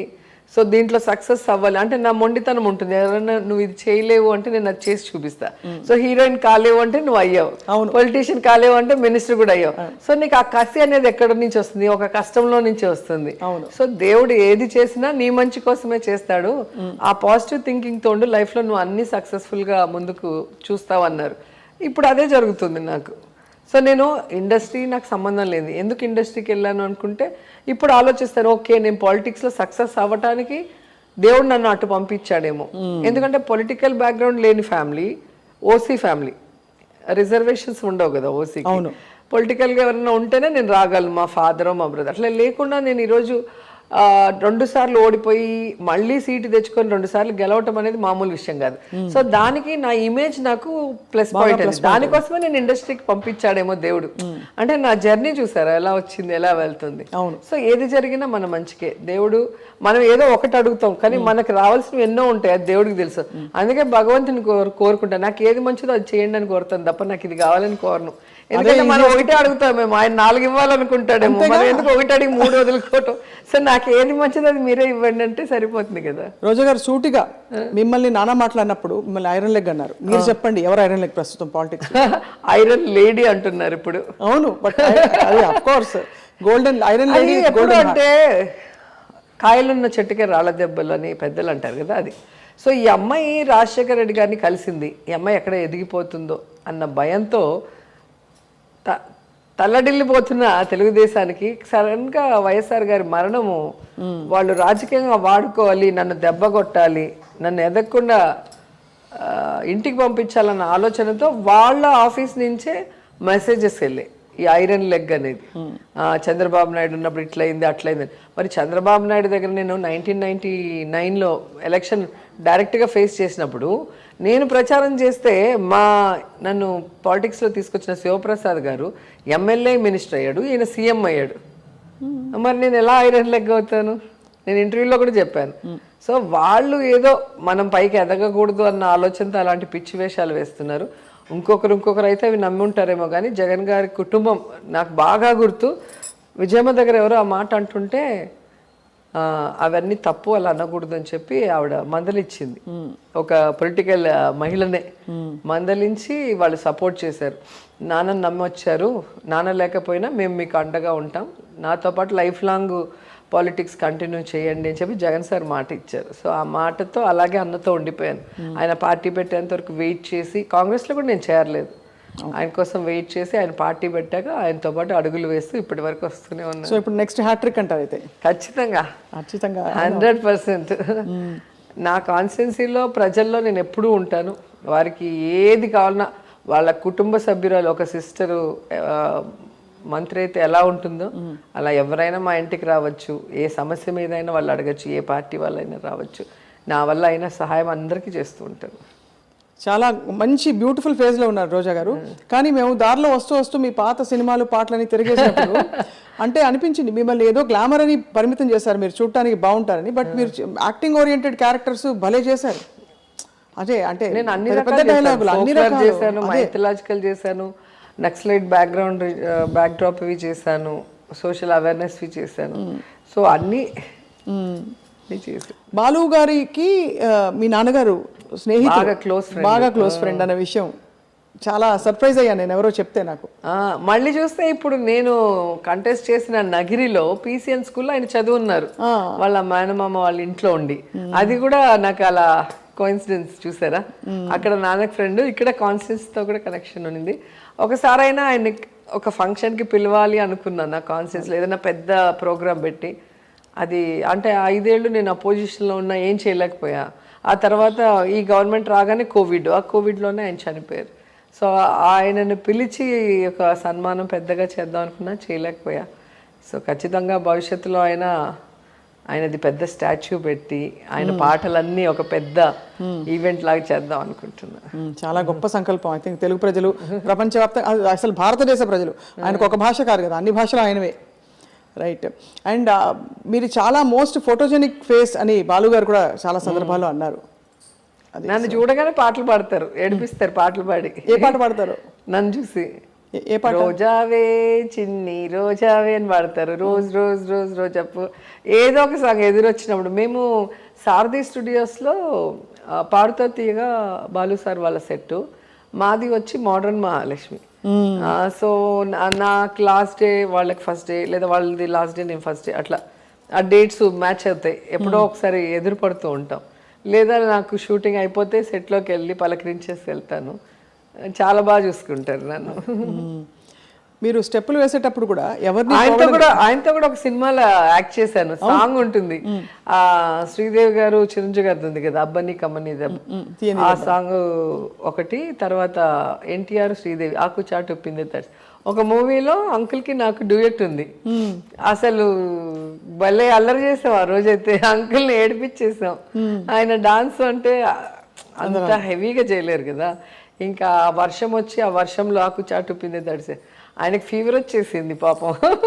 ఎక్కువ టేక్లు అవుతాయి కదా, వాటర్ వేస్తూనే ఉన్నారు. ఆ పిక్చర్లో నేను సంగీతం నేర్చుకోవడానికి వస్తాను బాలు గారి దగ్గరికి. అప్పుడు సుధాకర్ కామెడీ ఆర్టిస్ట్ ఉంటాడు. అమ్మాయి అలా చూసిందంటే నేను లవ్ చేస్తున్నట్టు ఇలా మాట్లాడదని లేనిపోనివన్నీ బుర్రలోకి ఎక్కించి అంకుల్కి ఒక డ్యూయట్ పెట్టారు. అవును, ఒక ఇల్యూషన్ లాగా ఒక సాంగ్ పెట్టారు. సో నవ్వుతూ ఉంటారు అంకుల్. మీరు డాన్స్లో మిమ్మల్ని ఎవరు అందుకోలేరు అంటే అంత మంచి డాన్సర్ మీరని, అంటే one of the best dancers on screen Chiranjeevi గారు ఆయన అన్నారు. సో మీరు చాలా బాగా, మీకు ఇష్టం కదా డాన్స్? చిన్నప్పటి డాన్స్ రాదు, డాన్స్ అంటే ఇష్టం. డాన్స్ రాదని తిట్లు తిన్నాను సుందర మాస్టర్ గారి దగ్గర. నాతో చేసిన హీరోయిన్లో మంచి డాన్సర్ అని చెప్పి ప్రభుదేవ గారి దగ్గర పొగిడించుకున్నా. అంటే ఆయన పొగిడే విధంగా డాన్స్ చేశా. సో ఒకే ఫ్యామిలీలో రెండు ఇది. అంటే నాకు first movie, second, third movie అప్పుడు డాన్సే రాదు. అసలు ఎట్లా నవ్వాలి, ఎలా మూమెంట్ చేయాలి కూడా తెలియదు. ఎప్పుడు తిడతా ఉండేవాళ్ళు సుందర మాస్టర్, ఎవరి అమ్మాయి ఎక్కడి నుంచి తెచ్చారు, డాన్స్ రాదు, పాట రాదు. అంటే ఆయన అంతా శ్రీదేవి గారు, జయప్రద గారు వాళ్ళతో చేసి సడన్ గా నాకు ఏమీ రాకుండా నన్ను తీసుకొచ్చి డాన్స్ అనగానే సర్పయాగంలో బాగా తిట్లు తిన్నాను. మళ్ళీ ప్రభుదేవ గారితో చేసినప్పుడు తను ఒక ఇంటర్వ్యూలో ఇచ్చారు, నాతో చేసిన హీరోయిన్లో శిల్పా శెట్టి గారు, రోజా గారు బాగా డాన్స్ చేస్తారని ఇచ్చిన్నారు. అప్పుడు హ్యాపీగా ఫీల్ అయ్యా. ఎందుకంటే నేను పెద్ద డాన్సర్ని ఏం కాదు, మాస్టర్ చెప్పింది చెప్పినట్టు చేస్తాను. శోభన్ బాబు చేసే డీ షోస్ లాంటి డాన్సులు మన వల్ల అసలు ఒక మూమెంట్ కాదు. అవి చూస్తా అంటే అసలు భయం వేస్తుంది. మొత్తం జిమ్నాస్టిక్స్ ఆ టైంలో అంతా మంచిగా గ్రేస్ఫుల్ గా ఎక్స్ప్రెషన్స్ తో మూమెంట్స్ అవి చేయగలం. శోభన్ బాబు గారితో మీ జర్నీ గుర్తుందా సర్పయాగం టైంలో? నాకు ఫాదర్ లాగా ఫీల్ అయిన వాళ్ళల్లో ఆయన ఒకరు. రెండవ సినిమాలో చాలా అభిమానంగా చూసుకున్నారు. అండ్ నేను అప్పుడు 17 years, నాకు అంతే, చాలా చిన్నదాన్ని. ఇంకా నా భాష చిత్తూరు భాష, కొన్ని పదాలు వాళ్ళకి కొత్తగా ఉంటాయి, అవి అడిగి అడిగి నాతో పలకించుకునేవాళ్ళు. అలాగా నన్ను బాగా చూసుకున్నారు. ఆయన చనిపోయినప్పుడు మాత్రమే నేను చాలా ఏడ్చాను. అసలు ఢిల్లీలో ఉన్నాను అప్పుడు, మా డాడీ నేను పరిగెత్తుకుంటూ వచ్చాం. అసలు ఆయన చనిపోయారు అనగానే ఇంకా తట్టుకోలేక చాలా ఏడ్చాను ఆ రోజు. చాలా బాధ వేసింది. అంటే ఎవ్వరికీ హాని చేయరు, అందరితో మంచిగా నవ్వుతూ ఉంటారు. ప్లస్ మనీ ఎలా సేవ్ చేసుకోవాలి, ఫ్యూచర్కి మనీ ఎంత అవసరం అనేది చాలా బాగా చెప్పేవాళ్ళు. ఎవరిని హట్ చేయరు, అసలు హట్ చేయటం అనేది ఆయనకు తెలియదు. నాకు ఏదన్నా పెడితే ఇది వంటదండి అంటాను, అంటే నాకు సూట్ అవ్వదు అని. ఏదైనా తింటే వంట పట్టదు, వంటదండి అంట. అలాగే నాకు నవ్వాలండి అంటాను, తింటే అలర్జీ వస్తే గోక్కోవాలి కదా, అయ్యో అది తింటే నాకు నవ్వాలండి అన్న. నవ్వలేంటి అట్లా కొన్ని పదాలు, చిత్తూరు పదాలు నేను మాట్లాడుతుంటే ఆయనకి విచిత్రంగా ఉండేది. అడిగడిగి మరీ చెప్పించుకునేవాళ్ళు. ఫుల్ జర్నీ మీది. రోజా గారికి హెయిర్ స్టైల్స్ అంటే చాలా ఇష్టం అంటారు. చాలా. ఏంటి స్పెషల్ అంటే? మీరు అట్లే లేదు, చిన్నప్పుడు నాన్నగారు డాక్యుమెంటరీ మూవీస్ డైరెక్ట్ చేసేవాళ్ళు. సో ఆయన షూటింగ్ లేనప్పుడు ఇంటికి వచ్చినప్పుడు నాకు హెయిర్ స్టైల్స్ చేసి మేకప్ వేసి, నేను చిన్నదాన్ని స్కూల్కి వెళ్ళేది, నాకు మంచి మంచి డ్రెస్సెస్, పెయింటింగ్ డ్రెస్సెస్. ఆయన పెయింటింగ్ కూడా చాలా బాగా చేసేవాళ్ళు. సౌండ్ ఇంజనీర్గా ఉన్నారు సారథి స్టూడియోలో, వైఎన్ రెడ్డి. సో అవన్నీ వేసి తీసేవాళ్ళు. అట్లా నాకు ఆ ఇంట్రెస్ట్ వచ్చింది వాటి మీద. సో నేను హీరోయిన్గా ఉన్నప్పుడు నేను వేసిన హెయిర్ స్టైల్స్ ఎవరు వేసుకుంటారు అనుకుంటా. నేను మా బ్యాగ్లో అయితే ఓన్లీ వెరైటీ విగ్స్ ఉండేది. అప్పుడంతా విగ్సే కదా, అవును, ఫ్రంట్ మ్యాచ్ చేసి వెనక విగ్స్ వచ్చేది. ఇప్పుడైతే ఓన్లీ టాంగు, స్ట్రైటనర్, 2 మిషన్లు ఎత్తుకొని వచ్చేస్తున్నారు హెయిర్ డ్రెస్సర్లు. అప్పుడు అట్లా విగ్స్ ఎక్కువ. సో చాలా హెయిర్ స్టైల్స్ని డెకరేషన్స్తో కూడా చేసుకునేదాన్ని. సాంగ్స్ అంటే చాలా ఇంట్రెస్ట్గా ముందే డిజైన్ చేసుకునేదాన్ని. ఆ చిన్నప్పుడు వచ్చిన ఇంట్రెస్ట్. సో అలా ఇప్పుడు ఎలా కంటిన్యూ చేస్తారు రోజా గారు? ఐ జస్ట్ వండర్, ఇంత బిజీ లైఫ్లో మీరు ఎప్పుడు చూసినా కళకళలాడుతూ అలా ఉంటారు. మీకు జలుబు ఉంది ఫర్ ఎగ్జాంపుల్, ఎలాంటి మన జలుబు ఉంటే మామూలుగా అసలు లేచి పని చేసుకోబుద్ది అవ్వదు. కానీ మీరు చీర తీసి పెట్టుకోవాలి. మామూలుగా ఆఫీసులకు వెళ్ళే వాళ్ళకే ఇది, మీరు పబ్లిక్ లైఫ్లో ఉంటారు. మీరు ఎలా ప్లాన్ చాలా మంది అడుగుతారు, మీరు ఎలా కొంటారు, మీకు టైం ఎక్కడ ఉంటుంది, మీరు అవన్నీ ఎలా, రేపు ఏమి, ఎలా ఎల్లుండి అంటే. యాక్చువల్గా నాకు మదర్ లేరు, చనిపోయారు. అమ్మ ఉన్నప్పుడు అమ్మ చూసుకునేది. అమ్మ ఎప్పుడు చనిపోయారు రోజా గారు? అమ్మ పాప పుట్టాక 2003 అనుకుంటా, 3లో చనిపోయారు. చాలా మిస్ అమ్మ చనిపోయాక నాకు చాలా ఒక చెయ్యి పోయినట్టు అయిపోయింది. ఎందుకంటే తనే నా ఇన్కమ్ ట్యాక్స్ అంతా ఫైల్ చేసేది, అన్నీ తెప్పించుకొని, అలాగే నా బట్టలన్నీ వాష్ చేసి ఐరన్ చేసి పెట్టేది. సో నా పేపర్స్ ఏమైనా ఉంటే భద్రపరిచేది, తను చేసేది. ఇప్పుడు అన్నీ నేనే చూసుకోవాలి. సెల్వా గారు బిజీగా ఉంటారు, చెన్నైలో ఉంటారు, నేను నగిరిలో ఉంటా, హైదరాబాద్, అక్కడక్కడ అన్ని కొన్ని ఉంటాయి. సో ఏది ఎక్కడ ఉంటుందో తెలియదు, ఒక కన్ఫ్యూజన్. అందుకని ఏం చేస్తాను, ఎప్పటికప్పుడు నా ఫ్రెండ్ సహాయం, భార్గవి గారు ఉన్నారు, డిజైనర్. సో తను నాకు చాలా సపోర్ట్ చేస్తుంది. తను చాలా ఇష్టం నేనంటే, ఎందుకో మరి తెలీదు. కృష్ణవంశీ గారి సినిమాకి మొత్తం తను యాక్చువల్గా సినిమాలకు చేయదు, ఫ్యామిలీ మ్యారేజెస్కి చేస్తుంది. చాలా అంటే ఒక థీమ్ లాగా పెళ్లి కొడుకు పెళ్లి కూతురుతో సహా అలా ఫ్యామిలీస్ అందరూ కూడా ఆ కలర్ కాంబినేషన్లో చేయటం తను ఫేమస్. అలాగా కృష్ణవంశీ సినిమాల్లో మ్యారేజ్ సీక్వెన్సెస్ ఎక్కువ ఉంటాయి కదా. సో తనకు చేయాలన్న ఇంట్రెస్ట్తో ఆ మూవీలో చేసింది. తాప్సీకి మాకు అందరికీ కూడా అప్పుడు పరిచయం అయింది. కర్నూలు అమ్మాయి, హైదరాబాద్లో ఉంటుంది. సో తనకెందుకో బాగా బలమైన నమ్మకం, నన్ను చూస్తే నువ్వు పెద్ద పొలిటీషియన్ అవుతావు, నువ్వు అవ్వాలి, నిన్ను చూస్తే అందరూ గౌరవించే స్థాయికి నువ్వు వెళ్ళాలి అని చెప్పి నా డ్రెస్సింగ్ కోడ్ అంతా కూడా తనే మార్చేసింది. ఈ హై నెక్ కానీ, నా హెయిర్ స్టైల్ ఎట్లుండాలి, నేను ఎట్లుండాలి, సో తనే డిజైన్ చేస్తుంది. ఇప్పుడు తనకి రోజు పనే, ఎందుకంటే ఎవ్రీడే ఈవెంట్స్ ఉన్నాయి, ఎవ్రీడే నాకు పెద్ద పెద్ద ఫంక్షన్సే ఉంటాయి. ఎవ్రీడే పంపిస్తూనే ఉంటుంది, కుట్టి పంపిస్తూ ఉంటుంది. కటింగ్ చీరలు ఏం చేస్తారు? ఉంటాయి అట్లాగే, కొన్ని మాయమవుతుంటాయి, కొన్ని ఉంటాయి. అటు ఇటు పోయేటప్పుడు కొన్ని మాయమైపోతుంటాయి. మేడంకి తెలియదు కదా ఏ చీర ఏంటని. ఎప్పుడో ఫోటో చూసినప్పుడు ఈ చీర ఏమైందిరా ఆ రోజు కట్టినట్టు, ఏమో మేడం మీరు అక్కడ కదా కట్టారు, ఇక్కడ కదా కట్టారు అని యాక్ట్ చేస్తారు. ఇంకా వాళ్ళతో గొడవ పెట్టుకోవాలంటే దానికి కూడా టైం ఉండదు. అదే అంతే కదా. అలాగే సో కాటన్ శారీస్ ఎక్కువగా కాన్స్టెన్స్లో కడతాను. బయటకు వస్తే కొంచెము అంటే మీటింగ్స్ కానీ ఇంకో చోటకి పోయినప్పుడు కొంచెం మంచివి కాస్ట్లీగా అఫిషియల్ వేసుకుంటా. కాన్స్టెన్స్లో ఉంటే మ్యాక్సిమం ఇక్కత్తు కాటన్ అవే వేసుకుంటా, అన్ని కాటన్. ఎందుకంటే ఎండ ఎక్కువ ఉంటుంది మాకు, తిరుపతి నగిరి అంతా కూడా చాలా ఎండ, స్వెట్టింగ్. అవును, నాకు కాటన్ వేసుకుంటే కంఫర్ట్గా ఉంటుంది. అందుకని అదే. ఎన్ని చీరలు ఉంటారు లెక్క పెట్టారు ఎప్పుడైనా? ఒక 500 ఉంటాయి ఏమో తెలీదు, కొంటూనే ఉంటా. అదే మరి ఎవ్రీడే కొంటుంటా, అదొక పిచ్చి. ఇంకా వేరే ఏముంటుంది, మంచి శారీ ఒకటే కట్టుకోగలవు ఇప్పుడు మినిస్టర్గా. సో అందుకని మంచి మంచి శారీస్. అది కాకుండా నా శారీస్కి చాలామంది ఫ్యాన్స్ ఉంటారు. అందరూ అంటారు మీ చీరలు మేము ఫాలో అవుతున్నాం అని. మరి ఎంతమంది ఉన్నప్పుడు వాళ్ళని హట్ చేయకూడదు కదా, అందుకే రెడీ. అందులో మీరు తెర మీద స్టార్, మళ్ళీ తెర బయట కూడా ఇప్పుడు స్టార్. వాళ్ళందరూ చెప్పాక సో వాళ్ళ కోసం అన్నా మెయింటైన్ చేయాలని మళ్ళీ కొంటూ ఉంటా. అట్లా చాలా ట్రోలింగ్ అవుతూ ఉంటారు, అందరూ అవుతారు, నాయకులందరూ. మీరు ఎలా పట్టించుకోరా, చూడరా అసలు? నేను ఫస్ట్ నాకు ఎవరైనా పెడితే మీరు నా మీద ప్రేమతో పెట్టారా లేకపోతే ఏదైనా సునకానందంతో పెట్టారా, అంటే నేను హట్ అయితే మీరు ఎంజాయ్ చేద్దామని పెట్టారని అర్థం. అయ్యో అట్లా కాదు మేడం, మీకు తెలియాలి కదా. ఇప్పుడు తెలిసి నేను ఏం చేయగలను, తెలిసి ఇరిటేట్ అవుతాను లేదా హట్ అవుతాను. దీనివల్ల ఏం ఉపయోగం, నాకు నష్టమే తప్ప పాజిటివ్ ఉండదు. దయచేసి నా మంచి కోరుకుంటే నాకు పెట్టద్దండి అని చెప్తా, ఎవరిని పెట్టద్దండి అంట. నేనే ఎప్పుడో తెలియకుండా ఈ మన జబర్దస్త్ కానీ ఢీ కానీ ఇట్లా ఏదైనా పాటలు వింటూ యూట్యూబ్లో చూసినప్పుడు ఏదైనా 1-2 వస్తుంది, టక్కని తీసేస్తాను, చూడను. చూసాము అంటే కోపం వస్తుంది, ఆలోచన విధానం చాలా, నాకు అది ఇష్టం ఉండదు. కానీ చాలా అది కరప్ట్ చేయాల్సిన ఒక ఇది రావాలండి. మనం అంటే తట్టుకోగలం. అనసూయ అయితే తను ఉక్కుపాదంతో మొదలుపెట్టింది ట్రోలింగ్ మీద యుద్ధం. బికాస్ చాలా దారుణమైన ట్రోలింగ్ అవుతుంది అందరికీ. అంటే ఇప్పుడు మన వరకు అయితే మనము ఎదుర్కోగలం, మనం ఇండస్ట్రీలో ఉన్నాము, వీళ్ళ మెంటాలిటీ తెలుసు కాబట్టి దీన్ని ఎక్కడ కట్ చేద్దాము, ఆ అవకాశం వచ్చినప్పుడు మనం చేయగలం. కానీ మన పిల్లలు, మా అమ్మాయిని అయితే అసలు ఎంత ఇబ్బంది పెట్టారో, తను చాలా డిప్రెస్ అయి ఉన్నింది ఒక టైంలో. నాకు తెలీదు. అంటే తన ఫొటోస్ డౌన్లోడ్ చేసుకుని వాటిని న్యూడ్గా, వాటిని పిచ్చి పిచ్చిగా అట్లా చేస్తే మళ్ళీ తనకి ఇది చేస్తున్నప్పుడు వాళ్ళకి అది ఏం తెలియని వయసు కదా, ఇలాంటివి అసలు వాళ్ళు ఫేస్ చేసి ఉండరు. సడన్గా వాళ్ళకి ఇదయ్యే గుందికి చాలా యాక్షన్ తీసుకున్నారు రోజా గారు. నాకు తెలిసే గుందికి చాలా రోజులేదు, చెప్పలేదు పాప. అంటే నేను సీరియస్గా రియాక్ట్ అవుతాను కదా, ఎందుకులే గొడవ, అది ఇంకా సెన్సిటివ్, ఎందుకులే గొడవ అని చెప్పి తనలో తనే బాధపడుతుంది. అదే మళ్ళీ తను ఒకసారి అనింది, ఎందుకమ్మా నువ్వు ఇంత మంచిదానివి, నువ్వు ఇంత హెల్పింగ్ నేచర్ ఉంది, నిన్నెందుకు ఇంత చెడ్డగా ట్రోల్ చేస్తారు, ఎందుకు నిన్ను తిడతారు, సంబంధం లేకుండా ఏదో మా ఫ్యామిలీ ఫంక్షన్స్ పెట్టినా కూడా కింద తిడతారు. పొలిటికల్గా మనం మాట్లాడినప్పుడు తిడితే వేరే, అవును, ఎక్కడో సంబంధం లేని ఒక ఫ్యామిలీ ఫంక్షన్, ఒక బర్త్డే వీడియో కిందో, లేదా ఒక మంచి ఫోటో మా పిల్లలతో ఉన్న ఫోటో కిందో సంబంధం లేకుండా వాళ్ళు మాట్లాడేది చూసి చాలా హర్ట్ అయింది. ఎందుకమ్మా మనకు అవసరమా ఇట్లాంటివన్నీ అని చెప్పేసి నేను మళ్ళీ చెప్పాను, పాలిటిక్సే కాదు నాన్న, ఏ ఫీల్డ్ అయినా ఇలాగే ఉంది, వాక్ స్వాతంత్రం అంటూ వాడి ఇష్టానికి చేస్తున్నాడు.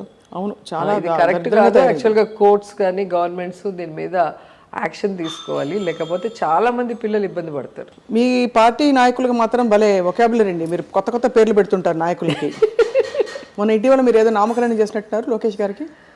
పిల్ల పిత్రేగా అంటే ఏంటి? అంటే మా ఊరు సైడు వయసుకు మించి మాట్లాడటం, వయసుకు మించి చేస్తే పనులు పిల్ల పిత్రేగా అంటారు. నాకు లొకేషన్ చూస్తే అదే అనిపిస్తుంది. ఆయన మాట్లాడే మాటలకి చేసే వాటికి ఏం సంబంధం ఉండదు. సో ఆ రోజు ఎందుకో ఏదో డిస్కషన్లో అలా వచ్చింది. అసలు ఒక పొలిటికల్ లీడర్గా ఎదగాలి అంటే అసలు అందరూ ఎంత కష్టపడి పైకి వస్తున్నాం, కానీ ఒక సీఎం కొడుక్కి చాలా ఈజీ. తన తండ్రి అధికారాన్ని అడ్డం పెట్టుకొని దొంగదారిలో ఎమ్మెల్సీ అయ్యి మినిస్టర్ అయ్యాడు. మినిస్టర్గా తాను ఉండగా, తన తండ్రి ముఖ్యమంత్రిగా ఉండగా ఎమ్మెల్యేగా ఓడిపోవటం ఎంత దౌర్భాగ్యం. అలాంటి వాడు కూడా జగన్మోహన్ రెడ్డి గారిని నీ అంతు చూస్తా, ఏ జగన్ రెడ్డి రారా అంటుంటే నాకు నిజంగా పిల్ల పిత్రేగాడ అనే పదం గుర్తొచ్చింది. అసలు సడన్ గా జగన్ సార్ వాడు ముందర ప్రత్యక్షమై ఏంట్రా చెప్పు అంటే గుండాయి చచ్చిపోతాడు. నాకు ఎప్పుడు అలా అనిపిస్తుంది, ఎవడైనా జగన్ గారిని తిడుతుంటే సడన్ గా జగన్ గారు వాళ్ళ ముందర ప్రత్యక్షమై ఏంటి చెప్పాలి, ఎలా ఉంటుంది వీడి పరిస్థితి అనేది నాకు నేనే అనుకొని నవ్వుకుంటూ ఉంటాను. అసలు వాళ్ళు ప్రజలకు మంచి చేయరు, వాళ్ళకి లీడర్షిప్ క్వాలిటీ ఉండదు. కానీ జగన్ సార్ని చూసి జలస్తో ఏది పడితే అది మాట్లాడేది, మన ఛానల్లే కదా మనం చెప్పినవన్నీ వేస్తారు అని వాళ్ళు మాట్లాడే మాటలకి ఇంకా పిల్ల పిత్రేగా అనేది కరెక్ట్ అనిపించింది నాకు. కింద ఫైన్ ప్రింట్లో మీరు అంటే మీనింగ్ కూడా చెప్పాలి, అంత తెలుగు రాకపోవచ్చు చాలా. అదే చెప్పే కదా, అదే అర్థమైంది ఇప్పుడు మీరు చెప్పారు కాబట్టి. పిల్ల చేష్టలు అలా నా కొడక అంటారు మా సైడ్, అంటే అది బూత్ కాదు, చిత్తూరు సైడ్లో ఆ లాంగ్వేజ్ అలా ఉంటుంది. సో వాటికి ఇది ఒక పర్యాయ పదం అంతే. సో రోజా గారు ఇప్పుడు కంప్లీట్లీ మీరు అవే ఫ్రమ్ ఆల్ ఎంటర్టైన్మెంటా అయితే ప్రస్తుతానికి? ఏముంది, అసెంబ్లీలోనే పెద్ద ఎంటర్టైన్మెంట్ ఇప్పుడు. సో ఎవడెవడు మమ్మల్ని టార్గెట్ చేసి అబద్ధాలు స్ప్రెడ్ చేయాలి, జగన్ సార్ని నిందలు వేసి ఏదన్నా చేయాలనుకున్నప్పుడు ఇంకా మాకు ఎంటర్టైన్మెంటే, వాళ్ళని ఆడుకోవటం ఇంకేముంటుంది. ఎలాగూ సంక్షేమం అభివృద్ధి జగన్ సార్ చూసుకుంటారు, రైట్, అది మేము ఫాలో చేసుకుంటూ వెళ్ళిపోతాం. ఇక మధ్య మధ్యలో ఇలాంటి ఎంటర్టైన్మెంట్లు ఉంటుంటాయి అంతే అంటారు. అంతే. అయితే జబర్దస్త్ కానీ మాకు ఇప్పుడు జబర్దస్త్ షూటింగ్కి వెళ్ళి చూడాల్సిన అవసరం లేదు, కామెడీ ఆర్టిస్ట్ని అంతే అంటారు. మన స్టేట్లోనే ఉన్నారు, పీకే గారు ఉన్నారు, లోకేష్ గారు ఉన్నారు, మధ్య మధ్యలో అచ్చెన్నాయుడు గారు వస్తారు, అయ్యన్న పంతుడు గారు వస్తారు. వీళ్ళందరూ మన కామెడీ ఆర్టిస్టులకు మించిపోయి ఉన్నారు. వాళ్ళ మాటలు, వాళ్ళ హావభావాలు, ఇంక అవే సరిపోతుంది మాకు చూసి నవ్వుకోవటానికి. చాలా మీరు ఇంత బోల్డ్గా ఇప్పుడు ఉన్నారు రోజా గారు, అంటే ఎప్పుడు మీరు ఫైర్ బ్రాండ్ అని మొదటి నుంచి వచ్చిన పేరే, కానీ ఐ జస్ట్ వండర్, మీరు పాత కొలీగ్స్ మీ వాళ్ళు ఎదురు పడితే ఎలా ఉంటుంది మీ పరిస్థితి, అంటే వాళ్ళ పరిస్థితి మీ పరిస్థితి, వాళ్ళు మీరు పాత కొలీగ్స్ అంటే సినిమాల్లో మీరు కలిసి యాక్ట్ చేసిన హీరోలు, ఓకే ఓకే, ఇప్పుడు పాలిటిక్స్ లో రీసెంట్ గా నాగార్జున గారిని కలిసాను, ఆలీ గారి కూతురు పెళ్లిలో. అసలు ఫుల్ హ్యాపీగా వచ్చి ఇలా పట్టుకొని ఆయనను అమలా మ్యామ్ ఎలా ఉన్నావురా, పాలిటిక్స్ ఎలా ఉన్నాయి అని చెప్పి చాలా హ్యాపీగా మాట్లాడారు. నాకు చాలా హ్యాపీ అనిపించింది. ఎందుకంటే ఒక టైంలో నేను సర్పయాగం చేసేటప్పుడు నాగార్జున గారిని చూడటానికి మన అన్నపూర్ణ స్టూడియోలో మాకు షూటింగ్ జరుగుతుంది. ఆయన వచ్చారు అని చెప్తే స్టూడియోలో నుంచి పరిగెట్టుకుంటూ వెళ్ళాను. మేము ఒక సైడ్ షూట్ చేస్తున్నాం, ఇంకో సైడ్ ఆయన వచ్చారు, కారు వచ్చి ఆగిందంటే. అంత పిచ్చి నాగార్జున గారు అంటే కాలేజ్ చదివేటప్పుడు. ఫస్ట్ కృష్ణ గారికి, ఆ తర్వాత నాగార్జున, చిరంజీవి గారు అంటే చాలా ఇష్టం. సో నాగార్జున కోసం పరిగెత్తిన నేను ఈరోజు నాగార్జున గారు నాకు ఎదురొచ్చి నవ్వుతూ మాట్లాడిస్తుంటే చాలా హ్యాపీ అనిపించింది నాకు. అండ్ ఈ మధ్యలో మన హైదరాబాద్ ఎయిర్పోర్ట్లో లాంచ్లో వెంకటేష్ గారు కనిపించారు. మేము లక్నో వెళ్తున్నప్పుడు చెప్పారు, అక్కడ మంచి ఫుడ్ దొరుకుతుంది, ఎంజాయ్ చేయండి ఫుడ్ అన్నారు. సో ఆయన ఎప్పుడూ అంటుంటారు, మీరు చాలా కష్టపడి పాలిటిక్స్లో పైకి వచ్చారు, మీరు డిజర్వ్డ్ మినిస్టర్ అవ్వటానికి, ఫైనల్లీ మీరు మినిస్టర్ అయ్యారు, హ్యాపీగా ఉంది అని చెప్పినప్పుడు చాలా హ్యాపీ అనిపించింది. ఎందుకంటే ఆయన పెద్దగా మాట్లాడరు, వెంకటేష్ గారు చాలా రిజర్వ్డ్గా ఉంటారు ఎప్పుడు కూడా. స్పిరిచువల్ సైడ్ ఉన్నారు ఇప్పుడు, మెడిటేషన్. ఓకే. సో ఆ రోజు కనిపించినప్పుడు లాంచ్లో ఆయన చెప్పినప్పుడు చాలా హ్యాపీ అనిపించింది. రమ్యకృష్ణ ఎక్కువ చెప్తూ ఉంటుంది, నాకు అసలు మనుషులు చూస్తే కింద కాళ్ళు వణుకుతాయి, నువ్వు అంతమంది మధ్యలో మైక్ పట్టుకొని అలా ఎలా మాట్లాడగలుగుతున్నావు, నువ్వు హీరోయిన్ ఉన్నప్పుడు పెద్ద క్వైట్గానే ఉంటారు, క్వైట్గా ఉంటాను. ప్లస్ మేమున్నప్పుడు, నేను, రాధికక్క, మీనా, రమ్య, మేమున్నప్పుడు సరదాగా నవ్వుకుంటుంటాం జోక్స్ వేసుకొని, అంతేగాని ఇలా మైకులు పట్టుకొని సీరియస్గా మాట్లాడేంత లేదు అప్పుడు. ఎలా నీకు ఇది వచ్చింది, ఇంత ధైర్యం ఎక్కడి నుంచి వచ్చింది, నాకు ఇప్పటికి కూడా ఆశ్చర్యం నేను చూస్తుంటే అని చెప్పి రమ్య ఎప్పుడూ అంటుంటుంది. యాక్చువల్గా ఆమె బోల్డ్గా ఉంటుంది సినిమాల్లో చూస్తే, ఆమె నన్ను అంటుంది. అట్లా ఒక్కొక్కరు నన్ను ఇండస్ట్రీలో చూసిన వాళ్ళకి ఆశ్చర్యంగా ఉంటుంది ఈ సైడ్ చూసి కదా. కృష్ణ గారితో మీరు ఆల్మోస్ట్ 6-7 సినిమాలు చేశారు కదా. అవును, ఎన్కౌంటర్ చేసా, సంభవం చేసా, వైభవం చేసా, వాళ్ళ బ్యానర్లోనే చాలా సినిమాలు చేస్తా, తెలుగు వీరల్ ఎవరో చేస్తా. అవును చాలా పెద్ద. ఆయనతో చేయటం అనేది అది ఒక హాలిడే లాగే, ఆడుతూ పాడుతూ ఎంజాయ్ చేస్తూ మంచి ఫుడ్ తింటూ ఆయన వేసే జోకులు వింటూ కష్టం లేకుండా షూటింగ్ చేయొచ్చు. రాధగారు అయితే అప్పుడు చిరంజీవి గారితో బిజీగా షూటింగ్స్ ఉన్నప్పుడు మన సమ్మర్ సీజన్లో కృష్ణ గారు ఎప్పుడు ఊటీలో ఉండిపోతారు. జరిగిన సినిమాలకి, జరుగుతున్న సినిమాలకి, జరగబోయే సినిమాలకి సాంగ్స్ లైన్గా ఒక నెల పెట్టేసుకుంటారు, అక్కడే ఉండిపోతారు ఎప్పుడు కూడా సార్. సో ఆమె అది హాలిడే లాగా తీసుకుంటుందంట. ఎందుకంటే ఆయనతో పెద్ద టెన్షన్ ఉండదు, రిస్ట్రిక్షన్స్ ఉండదు, ఈ డ్రెస్ వేసుకోవాలి, ఇలా చేయాలి, అలా ఉండాలి అనేది ఏమి ఉండదు. సో ఫ్రీగా. మిగతా వాళ్ళతో ఉంటాయి రెస్ట్రిక్షన్స్, కొంతమంది హీరోస్కి ఉంటాయి, కొంతమంది ఇన్వాల్వ్ అవుతారు కదా, ఈ డ్రెస్ నేను వేసుకుంటా, మీరు ఇట్లా వేసుకోండి, అది పాజిటివ్గా అయినా ఉన్నా కొంతమంది రిసీవ్ చేసుకుంటారు, కొంతమంది రిసీవ్ చేసుకుంటారు. మీరు ఇబ్బంది పడ్డారు ఎప్పుడైనా, అంటే మీకు నాకు ఈ డ్రెస్ నచ్చలే బాలే అని? ఉంటుంది, అది మన స్టైల్లోనే కొట్టుకొని. సో అట్లా రాధా చాలా ఇంటర్వ్యూల్లో చెప్పింది, కృష్ణ గారితో యాక్ట్ చేయడం ఒక హాలిడే లాగా, ఒక టెన్షన్ లేకుండా జాలీగా ఎంజాయ్ చేస్తూ ఆడుతూ పాడుతూ, మంచి ఫుడ్, విజయనిర్మల గారు అందరికి మంచి ఫుడ్ పెట్టారు, తింటూ అలా చేసుకుంటూ ఉండేవాళ్ళం. అలా నేను కూడా, నాకు ఆయనకి బిఏ రాజు గారని డేట్స్ చూసేవాళ్ళు. ఫస్ట్లో నేను మూవీ చేయలేదు, చాలా రోజులు నాకు కుదరలేదు బిజీలో. ఏంటయ్యా నా ఫ్యాన్ అంటారు, నా సినిమాకి డేట్లు ఈరా అని అడిగేవారంట. మళ్ళీ చెప్తే అప్పుడే తెలుగు వీర ఫస్ట్ చేయటం జరిగింది, తెలుగు వీర లేవరా. సో ఆయన డాన్స్ వేస్తుంటే, ఆయన చేస్తుంటే చూస్తూ ఉండేదాన్ని, చాలా అందంగా ఉండేవారు, మంచి కలరు అసలు. ఆయనను మన శోభన్ బాబు గారు చాలా అందంగా ఉంటారు, వాళ్ళ ఫీచర్స్ కానీ, వాళ్ళ స్కిన్ కలర్ గ్లో కానీ, అండ్ వాళ్ళ మనసు కూడా చాలా సాఫ్ట్గా ఉంటారు, ఎవరిని హర్ట్ చేయరు, హ్యాపీగా ఉంటారు కదా, అది నచ్చింది నాకు.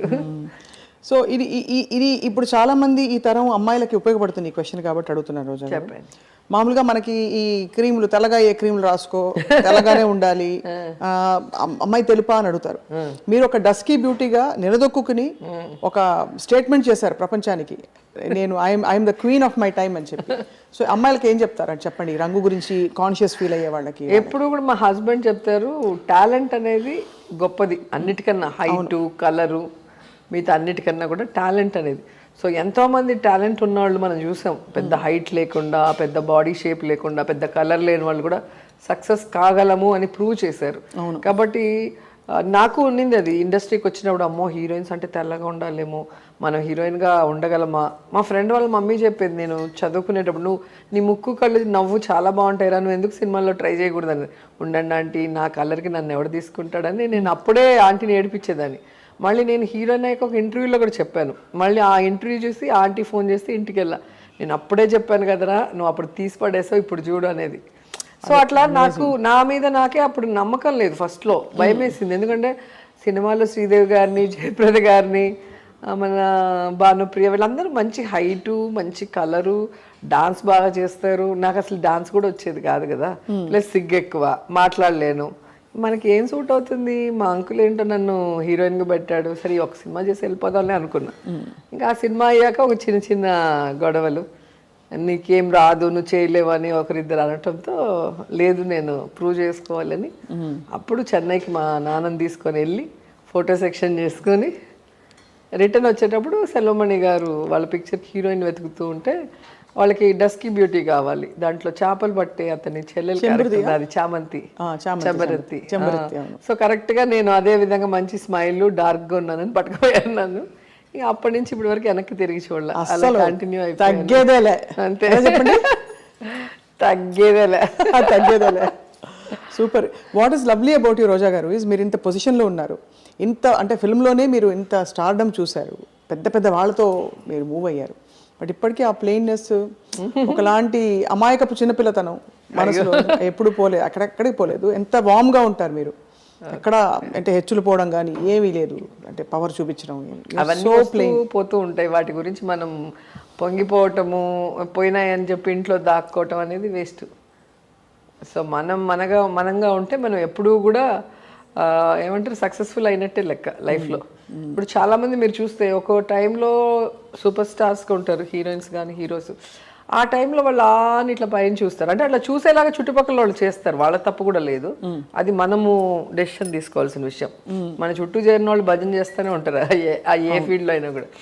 అట్లా ఉన్న వాళ్ళని సడన్గా మార్కెట్ పోగానే వదిలేస్తారు, వాళ్ళు డిప్రెషన్లోకి వెళ్ళిపోతారు. మనుషులు మళ్ళీ ఎక్కడ ఉన్నారో కూడా మనకు తెలియదు, చాలా మంది ఆర్టిస్ట్ పేర్లు చూస్తే. అవునవును. సో అందుకే మా హస్బెండ్ ఎప్పుడూ అంటుంటారు, మనం ఎప్పుడు రియాలిటీకి దగ్గరగా ఉండాలి. డబ్బు వస్తుంది పోతుంది, రియాలిటీకి దగ్గరగా ఉంటే రేపు ఏదైనా నెగటివ్ జరిగి మనము ఒకవేళ డబ్బు పోగొట్టుకొని మళ్ళీ నార్మల్ పొజిషన్కి వచ్చినా మనం సర్వే ఆ కష్టం కూడా చూసారుగా మీరు సినిమా ప్రొడ్యూసర్. అదే నాకు అలా మోటివేట్ చేస్తూ ఉన్నారు కాబట్టి ఇంట్లో నాకు ప్లస్ పాయింట్ అది.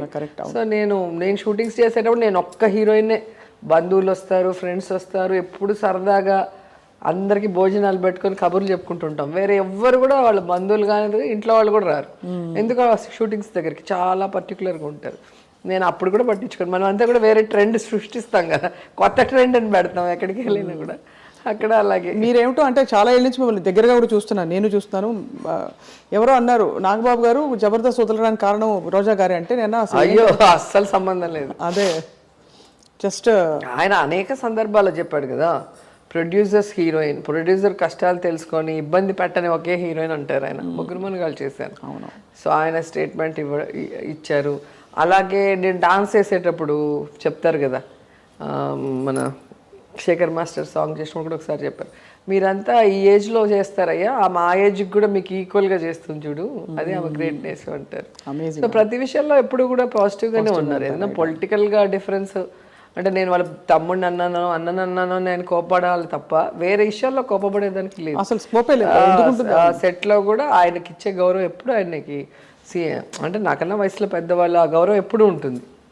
నేనేదో పెద్ద హీరోయిన్ అని చెప్పి కాలు మీద కాలు వేసుకోవటం ఆయన అట్లాంటివి ఎప్పుడు చేయలేదు నేను. ఆయన ఎప్పుడు పాజిటివ్గానే ఉన్నారు మనతో. రోజా గారు అందరికీ వచ్చిన వాళ్ళందరికీ భోజనం పెడతారట, నిజమేనా? ఇష్టం.